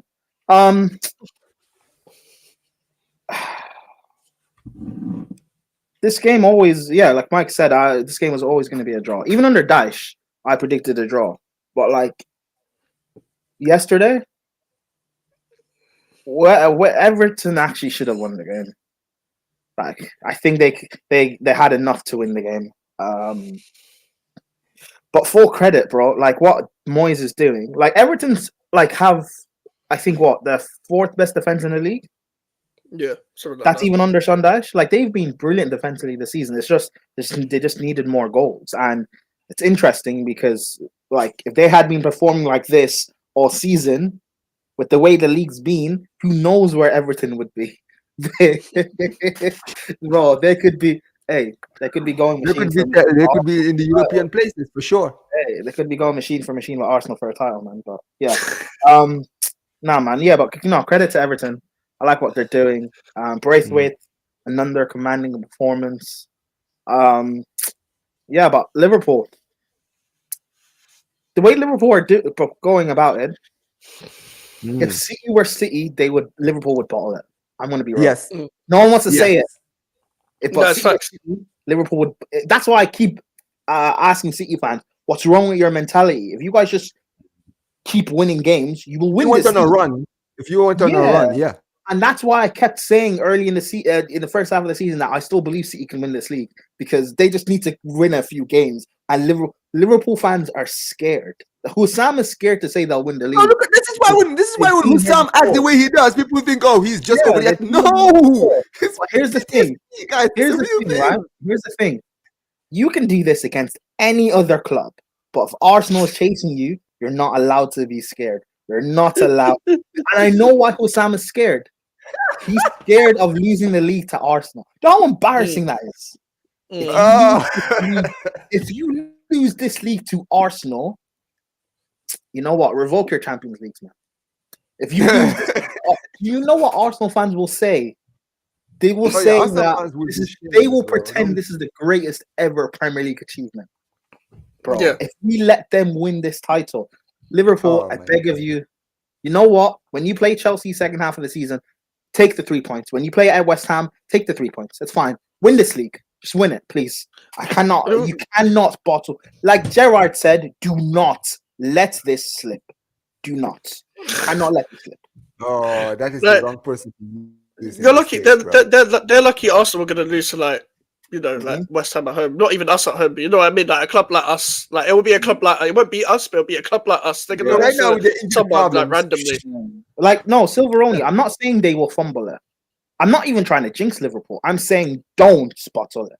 Not to if you bottle it to City, you know what? We'd laugh, but again, City have done it before. It is what it is. To Arsenal, don't, bro. They're not going to, but they're not going to because Arsenal. They'll somehow extend the lead themselves. Do you know how unbearable Arsenal fans would be? Yeah, Liverpool aren't going to drop points in 3 games in a row where Arsenal win 3 games in a row because they'll find a way to bust. Bro, I agree, but I'm just saying, just don't. Even if it gets close, that's the thing. If it gets to like 4 points, 3 points, like I know Arsenal will still fuck it up, but my point is, just don't, bro. Just secure it. I don't care. Put the league title in the bag, man. Just put the league title in the bag. Like, then you got more chance of Forest winning it. I'll be real. Forest. They're up there, you know. They're still up there. What, you're saying Elanga with a league title and Osaka? Gibbs White with a league title. James Ward-Prowse is going to get a medal when he's been recalled. James Ward-Prowse with a league title and no £100 million Declan Rice. I mean, Ola Aina and no Ben White. I'll be there, man. Marilla, Milinkovic, Gabriel Saliba, World Class Saliba. Bro, no, that can't. Like, listen, man. I'll be there. I'm not gonna lie. Bro, if ours listen, Liverpool, I know you guys are trying your best bottle job settings right now. And listen, you just mentioned it, Prime. If this was any other, if they were doing this against a Prime City, bro, they would have bottled the league by this point. By this point, City would have probably capitalized already. Because, dude, the games against Everton, Manchester United, all those, like, remember the first season that they challenged for the league? That's why they didn't win it that first year, right? When they won like 97 points, bro, because they kept on drawing with everybody. They drew with Leicester, they drew with Everton. This is why and what Liverpool are doing is vindictive. You keep giving these Arsenal fans hope. Because you know what? Who do Arsenal play on Saturday, 12 p.m., 12:30? Leicester away. Arsenal won't beat Leicester. That's the thing. You're giving them hope. You keep no. But this is what Arsenal do. You give Arsenal hope, and then Arsenal don't capitalize. Stop this. Put them out of their misery. Just win the league title, man. Yeah, no hope, huh? I mean, look. Here's the thing. I just want to say this for any Arsenal fans who are in here who actually have hope. This is what I'm about to say next is not going to be helpful. It's going to dampen your hopes.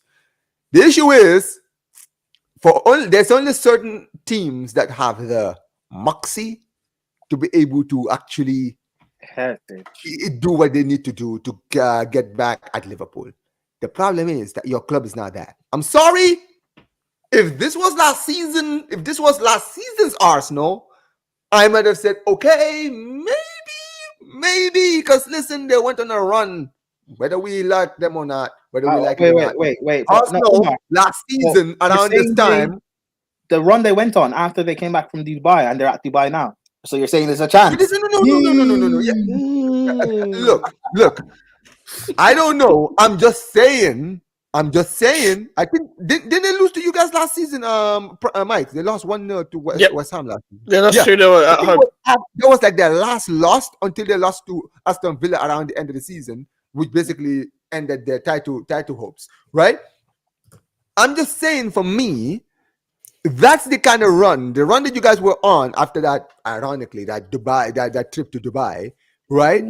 When you came back from and you were on a winning run, they got parked by Saul. That way you're gonna have any shot of winning this. The problem is the difference between last season and this season is Prime. Last season they actually had a fitter squad. They had guys like Saka in the team.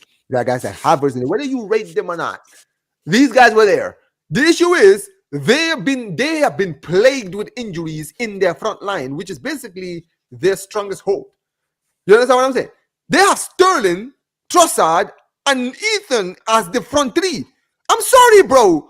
That is literally the embodiment of inconsistency. Like, you have Sterling, who's dead, like completely dead player now. He's finished, right? You have Trossard, who's literally the most inconsistent player in the entire Arsenal team, right? And then you have Ethan, who's 16, who's not ready for that pressure yet. Like, come on, man, dude, it's not gonna happen. I'm sorry, it's not gonna happen. I don't like sometimes in order to be given hope, you need to see something. There's nothing. This current Arsenal team, your midfield, there's no goal scorers in your midfield. You understand what I'm saying? There's none. So you're telling me they spent 100 million on a midfielder and he's not a goal scorer? Nope. Yeah, exactly. And the defense, and listen, I've already said this before. This season is going to be a big season for Arsenal. I'll tell you why. All of the Arsenal fans who are deluding themselves into thinking, don't worry, we'll do it next season. The problem with next season is you're not going to have Saliba in your squad next season. Because if you guys think that Saliba is going to spend his third season in a row trophyless, when he's seen his French teammates at Real Madrid, you think Madrid, you think guys like Mbappe, Tchouameni, and Camavinga are not talking to him? What? The international break is next month.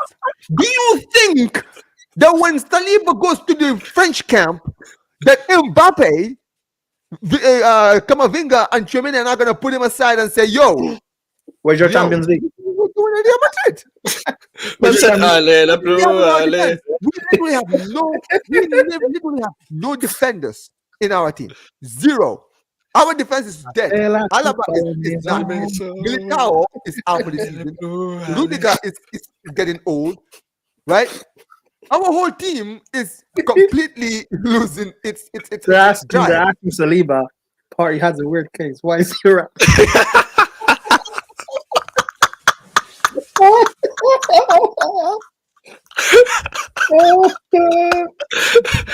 Certified good boy. Listen, guys, hold on. I'm actually going to try. Listen, when this stream is over, you know what I'm gonna do? You know what I'm gonna do, right?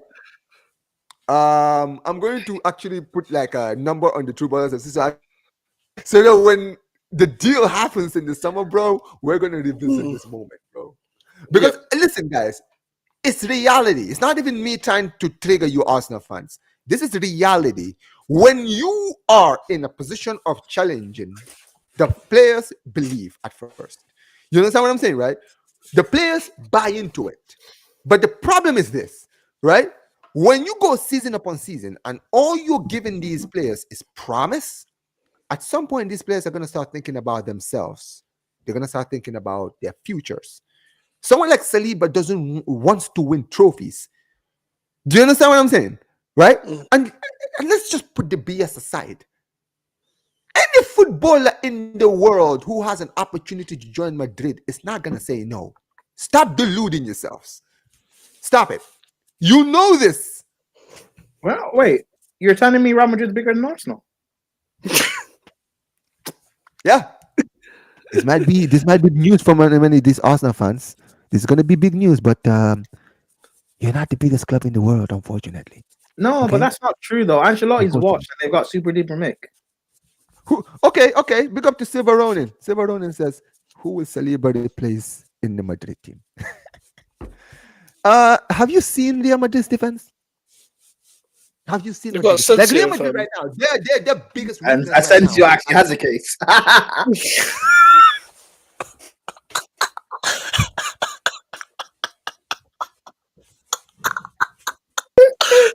Why is he around? Asensio likes him young. Look, at the end of the day, it's very simple, guys. It's very simple. You can say whatever you want. I want you guys to understand. Real Madrid this season have been cursed with injuries in their backline.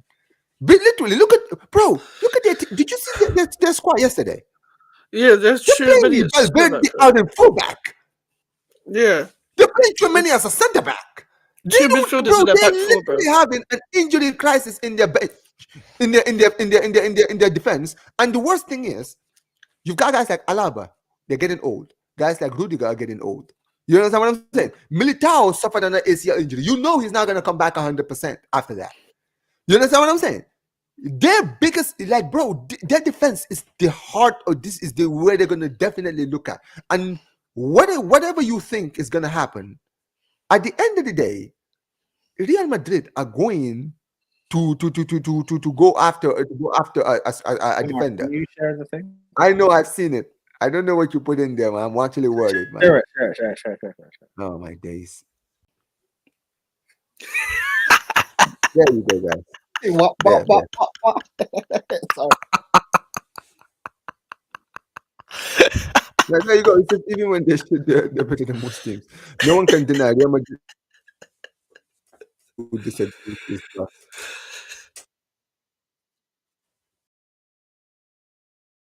Oh, what the heck? Yo, my I'm sorry, guys. Oh, unfortunately, this happened 4 times. Fourth time, bro. I'm actually gonna listen after this. What's going on? But listen. At the end of the day, guys, we will revisit this moment. We will revisit it. I'll make sure to actually put like the episode of this and actually put the number and actually save it somewhere. In fact, I might actually like clip the part where just in case, because guys, we have to call this out for what it is. At the end of the day, usually Madrid, when they go buy players, you can say, they're just buying players for the sake of buying it. The problem is Real Madrid are desperate. Real Madrid need a defender. They need a top defender in their team right now. And the problem is, you've got a player like Saliba, who, whatever you think of him, Saliba is that guy. He has a huge future in world football. You understand what I'm saying? Real Madrid are not going to run away from the chance of signing him. Don't try it. I'm sorry, Arsenal fans. if you continue in the path that you're in, Saliba will go to Real Madrid, and he will go as soon as next season. Do not get it twisted. If you go on another trophy-less season, and let's say Arsenal or Real Madrid win La Liga, or even back-to-back the Champions League, bro, that's all that Real Madrid have to do, and just talk to Saliba and be like, yo, see, we win every single season. Arsenal fans need to understand that, or Saliba needs to understand that, like, Real Madrid, going to Real Madrid doesn't come along that often. Mm-hmm. He doesn't accept it. If he doesn't accept it now, Real Madrid will end up buying another centre back. And all of a sudden, he won't be able to go, and he'll be stuck at Arsenal. And if you have a bad season or 2 bad seasons or whatever, people can just forget about you. And then all of a sudden, you'll be like, look at what happened with with that Spurs team Poch had, and then look at Son and Kane. Mm-hmm. I'll go further to say look at Eriksen and Dele Alli as well. The reason why I say that is because Eriksen waited until like 6 months left on his contract to then go to Inter when he had opportunities before that. He could have gone to even Madrid, I know Inter just started getting good at that time, but like Eriksen could have gone like sooner. Dele Alli could have gone sooner when his hype was up. Like a lot of players could have left, so Saliba could be forgotten, and we wouldn't be talking about he could be in conversations as Rio Ferdinand and all this nonsense. That Mikes, that's the funny thing. If you look at Arsenal right now, Arsenal are very similar to what that Tottenham team was around that time. Yeah. Right. They have so many good players who have great potential, who could be who could potentially move to bigger clubs, right? And for a lot of money. Don't get it twisted. I want you to understand. Just because I'm saying you guys are going to lose Saliba doesn't mean you're going to lose Saliba on a cheap. You will sell, like, don't get it twisted. Real Madrid will fork out the money if they can sign Saliba. If Saliba is open to the move, they will fork out 100 million or something like that, because they need a centre back. So they will have to fork it out. Remember, Gabriel, Saliba, and Saka, all contracts will run out in 2 years. Yeah, and you know what the worst part is? Barcelona, we could potentially lose Araujo. If Araujo leaves, Barcelona could look at Gabriel as an option. And before any of Arsenal fans say, oh, you're just saying this trigger. Bro, Gabriel plays a similar style to Barcelona's defenders. Yeah. I'm just saying, we're not linked to him, but this is the point here. At the end of the day, if Saliba leaves and then that door is open for players to leave, eventually other players are going to start looking at that door as well. Because especially, let's say next season, some of those players stay, and then Arsenal go trophy next season. Even if you guys sack Arteta, some of these players might have enough. Might be like, yo, we've had enough. Because like what you're saying about the French squad, saying to Saliba, where's your Champions League? You don't think at England, Foden isn't saying to Saka, where's your Champions League? Mason Mount has a Champions League and he doesn't play football. So, hey, at least Declan Rice has a trophy, but he's going to Arsenal. What does he want? Exactly. Bro. This is the thing. At the end of the day, this is football. I mean, Arsenal fans, you guys should be the first one to realize this. You guys have been through this before. This should be Groundhog Day for you. You guys remember when you guys had the players that you had in the past, when you guys were challenging for every single season, and then season upon season, you kept on losing your best players every single season. Why do you think that was happening? Do you think it was just because you needed the money? No. Why do you think Robin van Persie, right, stayed at the club for so long and at some point said, you know what, screw this, I'm going to Manchester United? Many of you hate him, but guess what, bro? The guy wanted to win a league title. The guy also wanted to stay at Arsenal as well, and Arsenal refused to sign the contract, bro. Bro, he spoke to the club. And the club made it very clear the ambition wasn't really to go out and actually buy the players that are going to help us actually challenge. The idea was, we're just going to spend the bare minimum. Maybe we might be lucky to get players here and there. And that's not what he wanted to do. That's why he left. Remember, they said they were not going to sign someone over like his age limit. They're not going to sign people like 31 and 28 around them ages. We're not going to give them new contracts. Proven players. They were not ready to do that. Think about it, right? When he left, they had the chance to sign Suarez. They could have easily bid for 41 million and they would have signed Suarez. But guess what? They decided to do the cheap thing and do 40 million plus £1. I'm like, yo, that is like funny, if there's an embodiment of a middle finger in transfer bids, that's a middle finger. To me, that's like, no, it's weird. It's not as if like Like, you know how Real Madrid did that, the cheap thing, and waited until Mbappe's contract ran down. You're not Real Madrid where you can do some bullshit and get away with it. Like, you're not like even what Barca are doing with money and stuff. People can say like it's unfair, but like if you're that big of a club, you can get away with some stuff. But like you're not that big. You have to do things properly. And like Robert and Arsenal Mbappe fans- were the 2-year talking stage, bro. 2-year talking stage. Like people will complain with Arsenal and stuff, but like ultimately, at least back then, you guys weren't spending money. You're spending money now. Your manager got on his knees and begged for Kai Havertz for 65 mil. You guys went out and for 105 million on a centre defensive midfielder that had 1 year left on his contract from West fucking Ham. Like, with all due respect, Max. Like, you guys are spending the big money. You're just spending it poorly. So why would a Saliba stay another year when he can go Real Madrid and win a Champions League next year? If Real Madrid win the Champions League this season, that means they have a chance to do a three-peat. Why would Saliba miss out on a three-peat? Why would he miss out on that? You think he's going to do you see what happened to David De Gea at Man United? He missed those Champions Leagues he missed out on because the fact imagine, broke. see what I'm saying, guys. David De Gea That. He ended up staying at Man United, and his career is now known as like he's a washed goalkeeper now. People say he's terrible. Prime. They almost signed him in 2015. That 2015-16 season, they won the Champions League.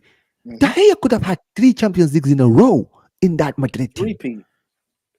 Bro, they signed Courtois in 2018. If they had De Gea, they wouldn't have had to sign Courtois. Yep. Do you see? Like, bro, this is you just mentioned it. The chance to move to Real Madrid doesn't come around all the time. The fact that Real Madrid bid for him that 1 year and Real Madrid and somehow the move didn't happen, the fact that they never went back for him after that shows you either come now or you never come. Like what happened to Mbappe, the 2-year talking stage? I've not seen Real Madrid do that before, where they kept persisting with the same player for multiple years. I'm not seeing them. But they did it with Ronaldo, where Ronaldo said, "I'll wait another year." They signed him on a free. Let's be real. If the fact that they tried to sign him before, that's my point. No, but that's my point, though. That's my point, though.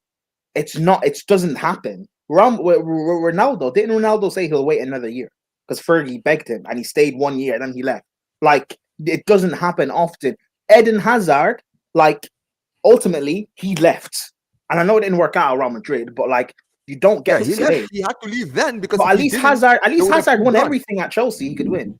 He did everything. So he had to, so ultimately it was justified him leaving. But with Saliba, you guys don't have a league title. The thing with Saliba is you look at Saliba right now, you've got that defender from Bournemouth who's been touted by a lot of big clubs right now. Right? You have Bastoni at Inter Milan.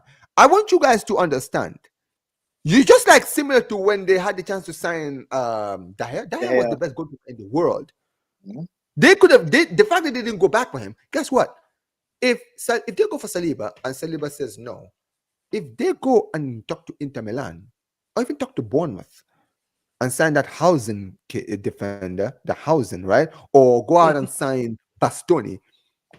If Bastoni arrives at Real Madrid and proves himself as a top centre back, alongside that Raul Asensio or Rudiger, you think they're going to go back in for Saliba? Yeah, maybe Arsenal fans, you guys will be happy to keep Saliba. But Saliba will look at the den and say, shit. Yeah. Because guess what? The big move to Madrid is gone. That's the truth, man. That is the truth, unfortunately. This is of football and a club like Real Madrid. It's a big club. This is a club with honor, bro. You should be honored to want to wear the white shirt at Madrid. And if you don't get if you don't get the opportunity, guess what, bro? If you don't take it, they don't come back. It's very rare. You just mentioned it, Prime. Very, very rare, bro. It's a rarity for Real Madrid to actually come in for you 2 times in a row.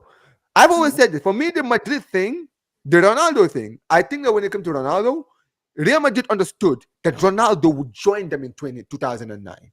They understood that. Because Ronaldo basically made it clear, listen, I want to say 1 more season, and the next season, no matter what happens at Manchester United, I'm joining Real Madrid. You understand what I'm saying, right? So maybe to them, they were like, you know what? We understand because his head is already at Madrid. He just promised that he was going to stay another season, but clearly his head is at Madrid. You understand what I'm saying? So they were happy to be like, cool, we'll wait for another season. That's fine.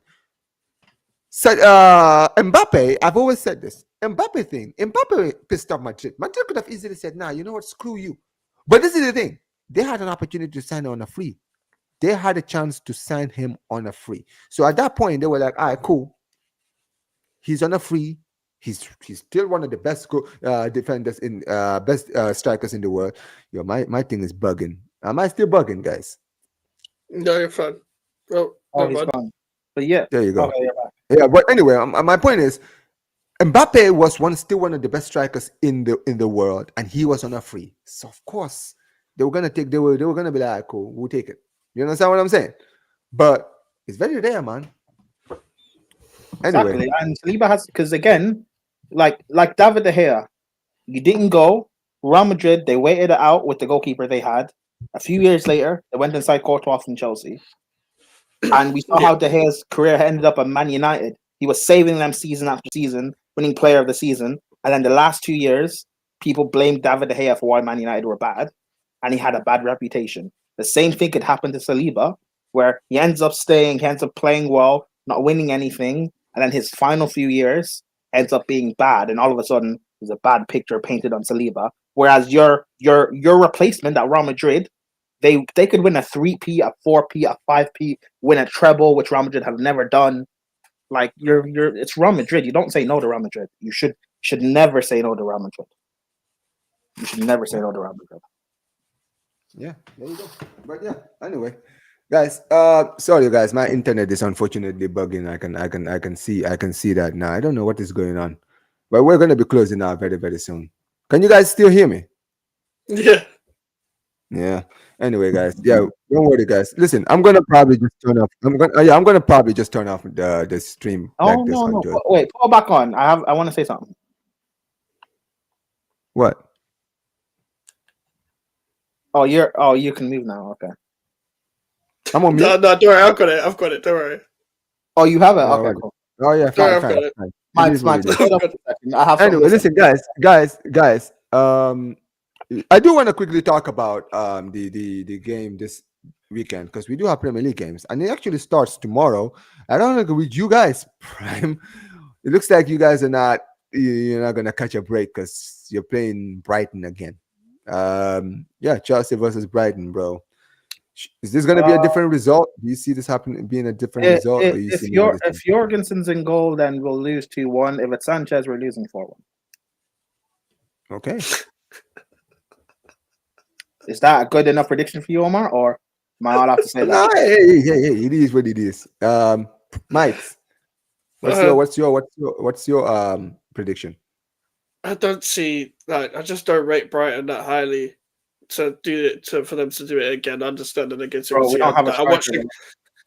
I know, but Brighton are they've got somebody like they got someone that should be working at Romford Market as manager, man. Like I don't know, man. Like 1-1. I say 1-1. No. Yeah, I hear. For me, I'm gonna. You know what?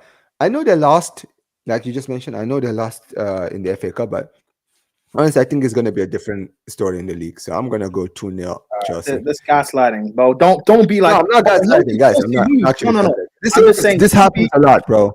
Don't say no. I'm saying you and Mike's. Don't say, oh, how did Chelsea lose? I can't believe Chelsea lost. I won't be like that, bro. Okay. Anyhow. But yeah, next up we got on the Saturday games. Guys, I'm sorry, guys, my screen is moving mad. Anyway, Leicester versus Arsenal. Prime.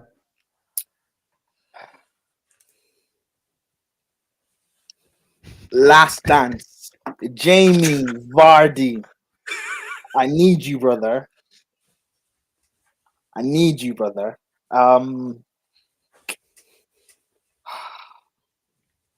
2-2 draw. Let's go. I need that Vardy back, please. The thing is, I generally think it's going to be a draw. Like, I'm not even taking that. I think El Kudus and Vardy little link up.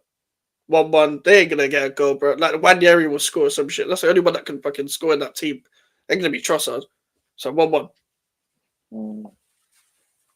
Yeah, I need that Vardy shithousery, man. Mm. Need that Vardy shithousery, man. But that's the thing. El Khanis and the team. They can generally get that team on transition. So I do think 1-1. Yeah, and the way Saliba's been moving lately, hey Vardy, just run at Saliba for a second. Run at him. Yeah, exactly. No, okay, all right. I'm gonna go. No, I honestly, despite everything, I still think Arsenal somehow gonna win. I don't know how they're gonna do it, but this Leicester team is so finished, bro. This Leicester team is so finished. I'm gonna go. You know what? I'm gonna go 2-1. Ethan Wanyeri with one of the goals and Gabriel with a corner kick routine. No goal. And for Leicester, you know what? For Bants, let's just see Jamie Vardy. Jamie Vardy is gonna score and he's gonna. Did you hear me, Mike? Yeah, I realized what you just said. Yeah. Omar missed. Yeah. Thankfully, my I had to reload. That's why I had to reload my Wi-Fi because this thing was moving now. But thankfully, I'm back again. But yeah, next up we got Aston Villa versus Ipswich.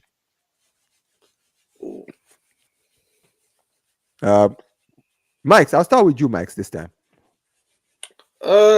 Ipswich can't defend, and Villa will press them into just them shitting themselves. So I'll go 3-0 Villa. 3-0 Villa, okay. Prime? I don't know. 4-0 Villa, Rashford hat-trick. Why not? Why not? Snow Bunny Hunter strikes back. Okay. Is there snow bunnies in Ipswich? They're playing in the Midlands. They're playing in the Midlands. I'm sure they'll have fun. Oh yeah, it's Midlands. Yeah, there's snow bunnies there. Yeah, they are. Yeah, Rashford's gonna lose his mind. Rashford's gonna lose his goddamn mind, bro. He's gonna have a pregnancy scare. You know what? Bro. I'm gonna go 3-0. Rashford with a goal. You know what? I'm gonna say Asensio is gonna get a goal as well. And Morgan Rogers. Yeah. 3-0. Next up, Fulham versus Nottingham Forest. Right. 2 draw. A draw. Okay. What scoreline? They're saying it's a Snapchat derby. Snapchat derby. I said it won't be versus Aina, bro. What are you saying? Loser delete their Snapchat. Yeah, loser's got to delete their Snapchat. I know. Ola Aina can't delete Snapchat, man. I follow. Yeah, Ola Aina Snapchat is deleted. Actually. Did you say 2-2? Yeah. 2-2. Okay. Mike's. Yeah, I agree. 2-2. Oh, 2-2. I'm gonna go 1-1. All right. Next up, we got City versus Newcastle. Woo! City versus Newcastle, bro. Mike's, you start. Don't be surprised when this happens because it ain't surprising anymore. But 2-1 Newcastle. Mind you. I knew when you guys said somebody was gonna mention flawless. I knew it. To be fair, actually, no, I'm not gonna say that. But like, Newcastle will probably beat City at their own ground 2-1. Etihad anymore, man. The City are fifth. City are fifth right now. They've conceded to everyone. So 2-1 Newcastle. Hey, everyone's beating City bar Chelsea, man. And myself. That's crazy. Oh, wow, West Ham beating either. We're in the same boat. Yeah, man. Newcastle. Let's put the 3-0 in the bag, man. 3-0, Jesus. I'm gonna be surprised. Newcastle, yeah, that midfield. Yeah. Against Kovacic, you know, can't be asked. You know what? I'm gonna go for another. I'm gonna say Newcastle win as well. I'm gonna go 2-1 Newcastle. I'm gonna say City are gonna take the lead, and Newcastle are gonna come from behind. You think it'll be that close? Bro, honestly, right now City are too broken right now, man. I think City's bro. I watched that game against Real Madrid. I was fuming at the end, bro. Edison, what the hell are you doing, bro? Bro, I was fuming. Like, dude, I was, bro. You think, bro? Nah, man, my head was gone. I look like the biggest. I look like the biggest City fan. I was like, yo, why? I have a feeling Like, I know. I have a feeling I know what you look like. Doing? I have a feeling I know what you look like, but I won't put it up. No, please don't. I beg you don't, bro. I've had this stream has been a mare because apart from like the chat and the people who are here, man, this has been a mare for me. But yeah, honestly, guys, 2-1 this is my final score. Next up, Southampton versus Bournemouth. Prime. 2-0 Southampton. What? 2-0 Southampton, you know? Okay. Yeah. Southampton. Okay, all right, cool. Mike's.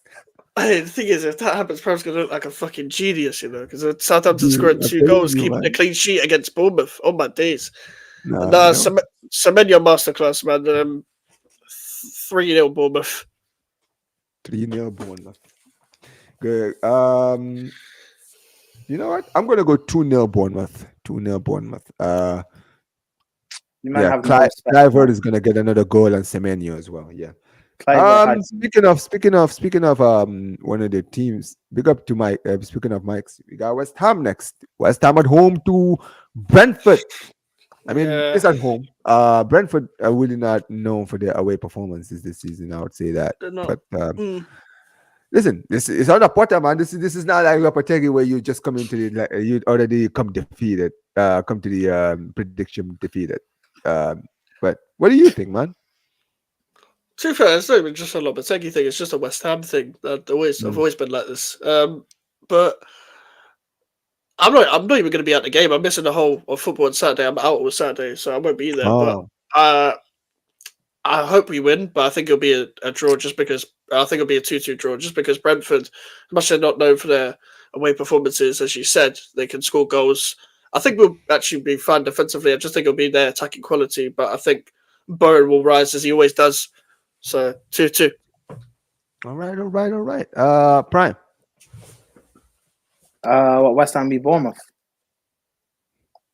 Mm-hmm. Yeah. My boy's debut. Is there any way for him to score and West Ham lose? I don't know. Yeah, I'm going. Brentford actually do well at home. I'm going 1-1. No, they're actually playing away to West Ham. Oh, it's at the London Stadium. Council Flat. The London Stadium, yeah. The council. You guys rent it, man. It's a council flat. Anyway. I'm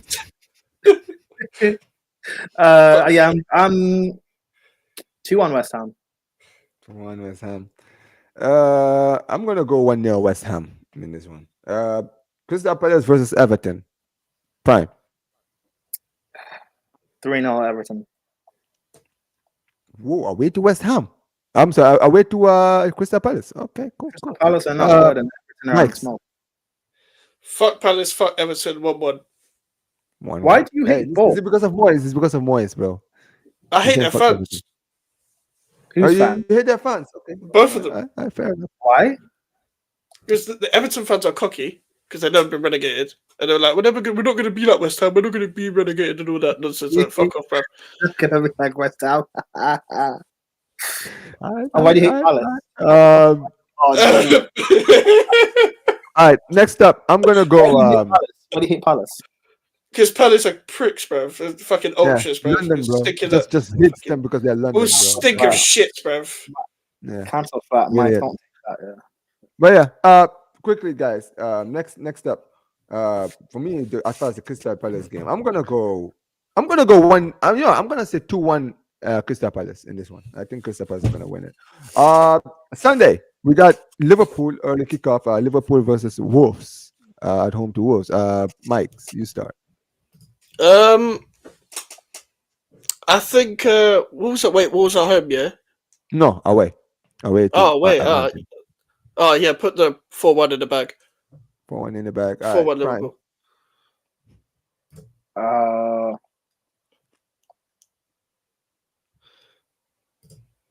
6-1 Liverpool. I'm gonna go 2-0 Liverpool.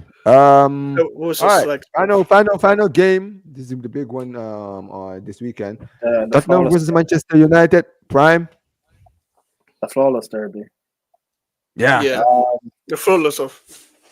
The flawless stuff.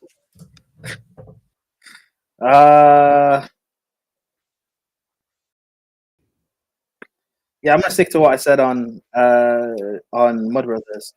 3-1 Man United. Garnacho, good performance. Mikes. They're both terrible. 2-2. Yeah, that's the thing, isn't it? They're both terrible, man. They're both terrible. 2-2. You know what, right? You know what's ironic? You just mentioned the mics. Both teams are terrible. You understand what I'm saying, right? And the way Spurs have been playing, they are so bad. But the problem with Manchester United is, bro, they've been giving lifelines to everybody these days, bro. Like genuinely, I mean, this is Spurs have been giving lifelines to everyone as well. No, I'm being that serious, bro. Every time I think, okay, this is Crystal Palace. I thought, all right, there's no way they lose to the Crystal Palace, bro. They lose to Crystal Palace at home. I'm just like, dude, what?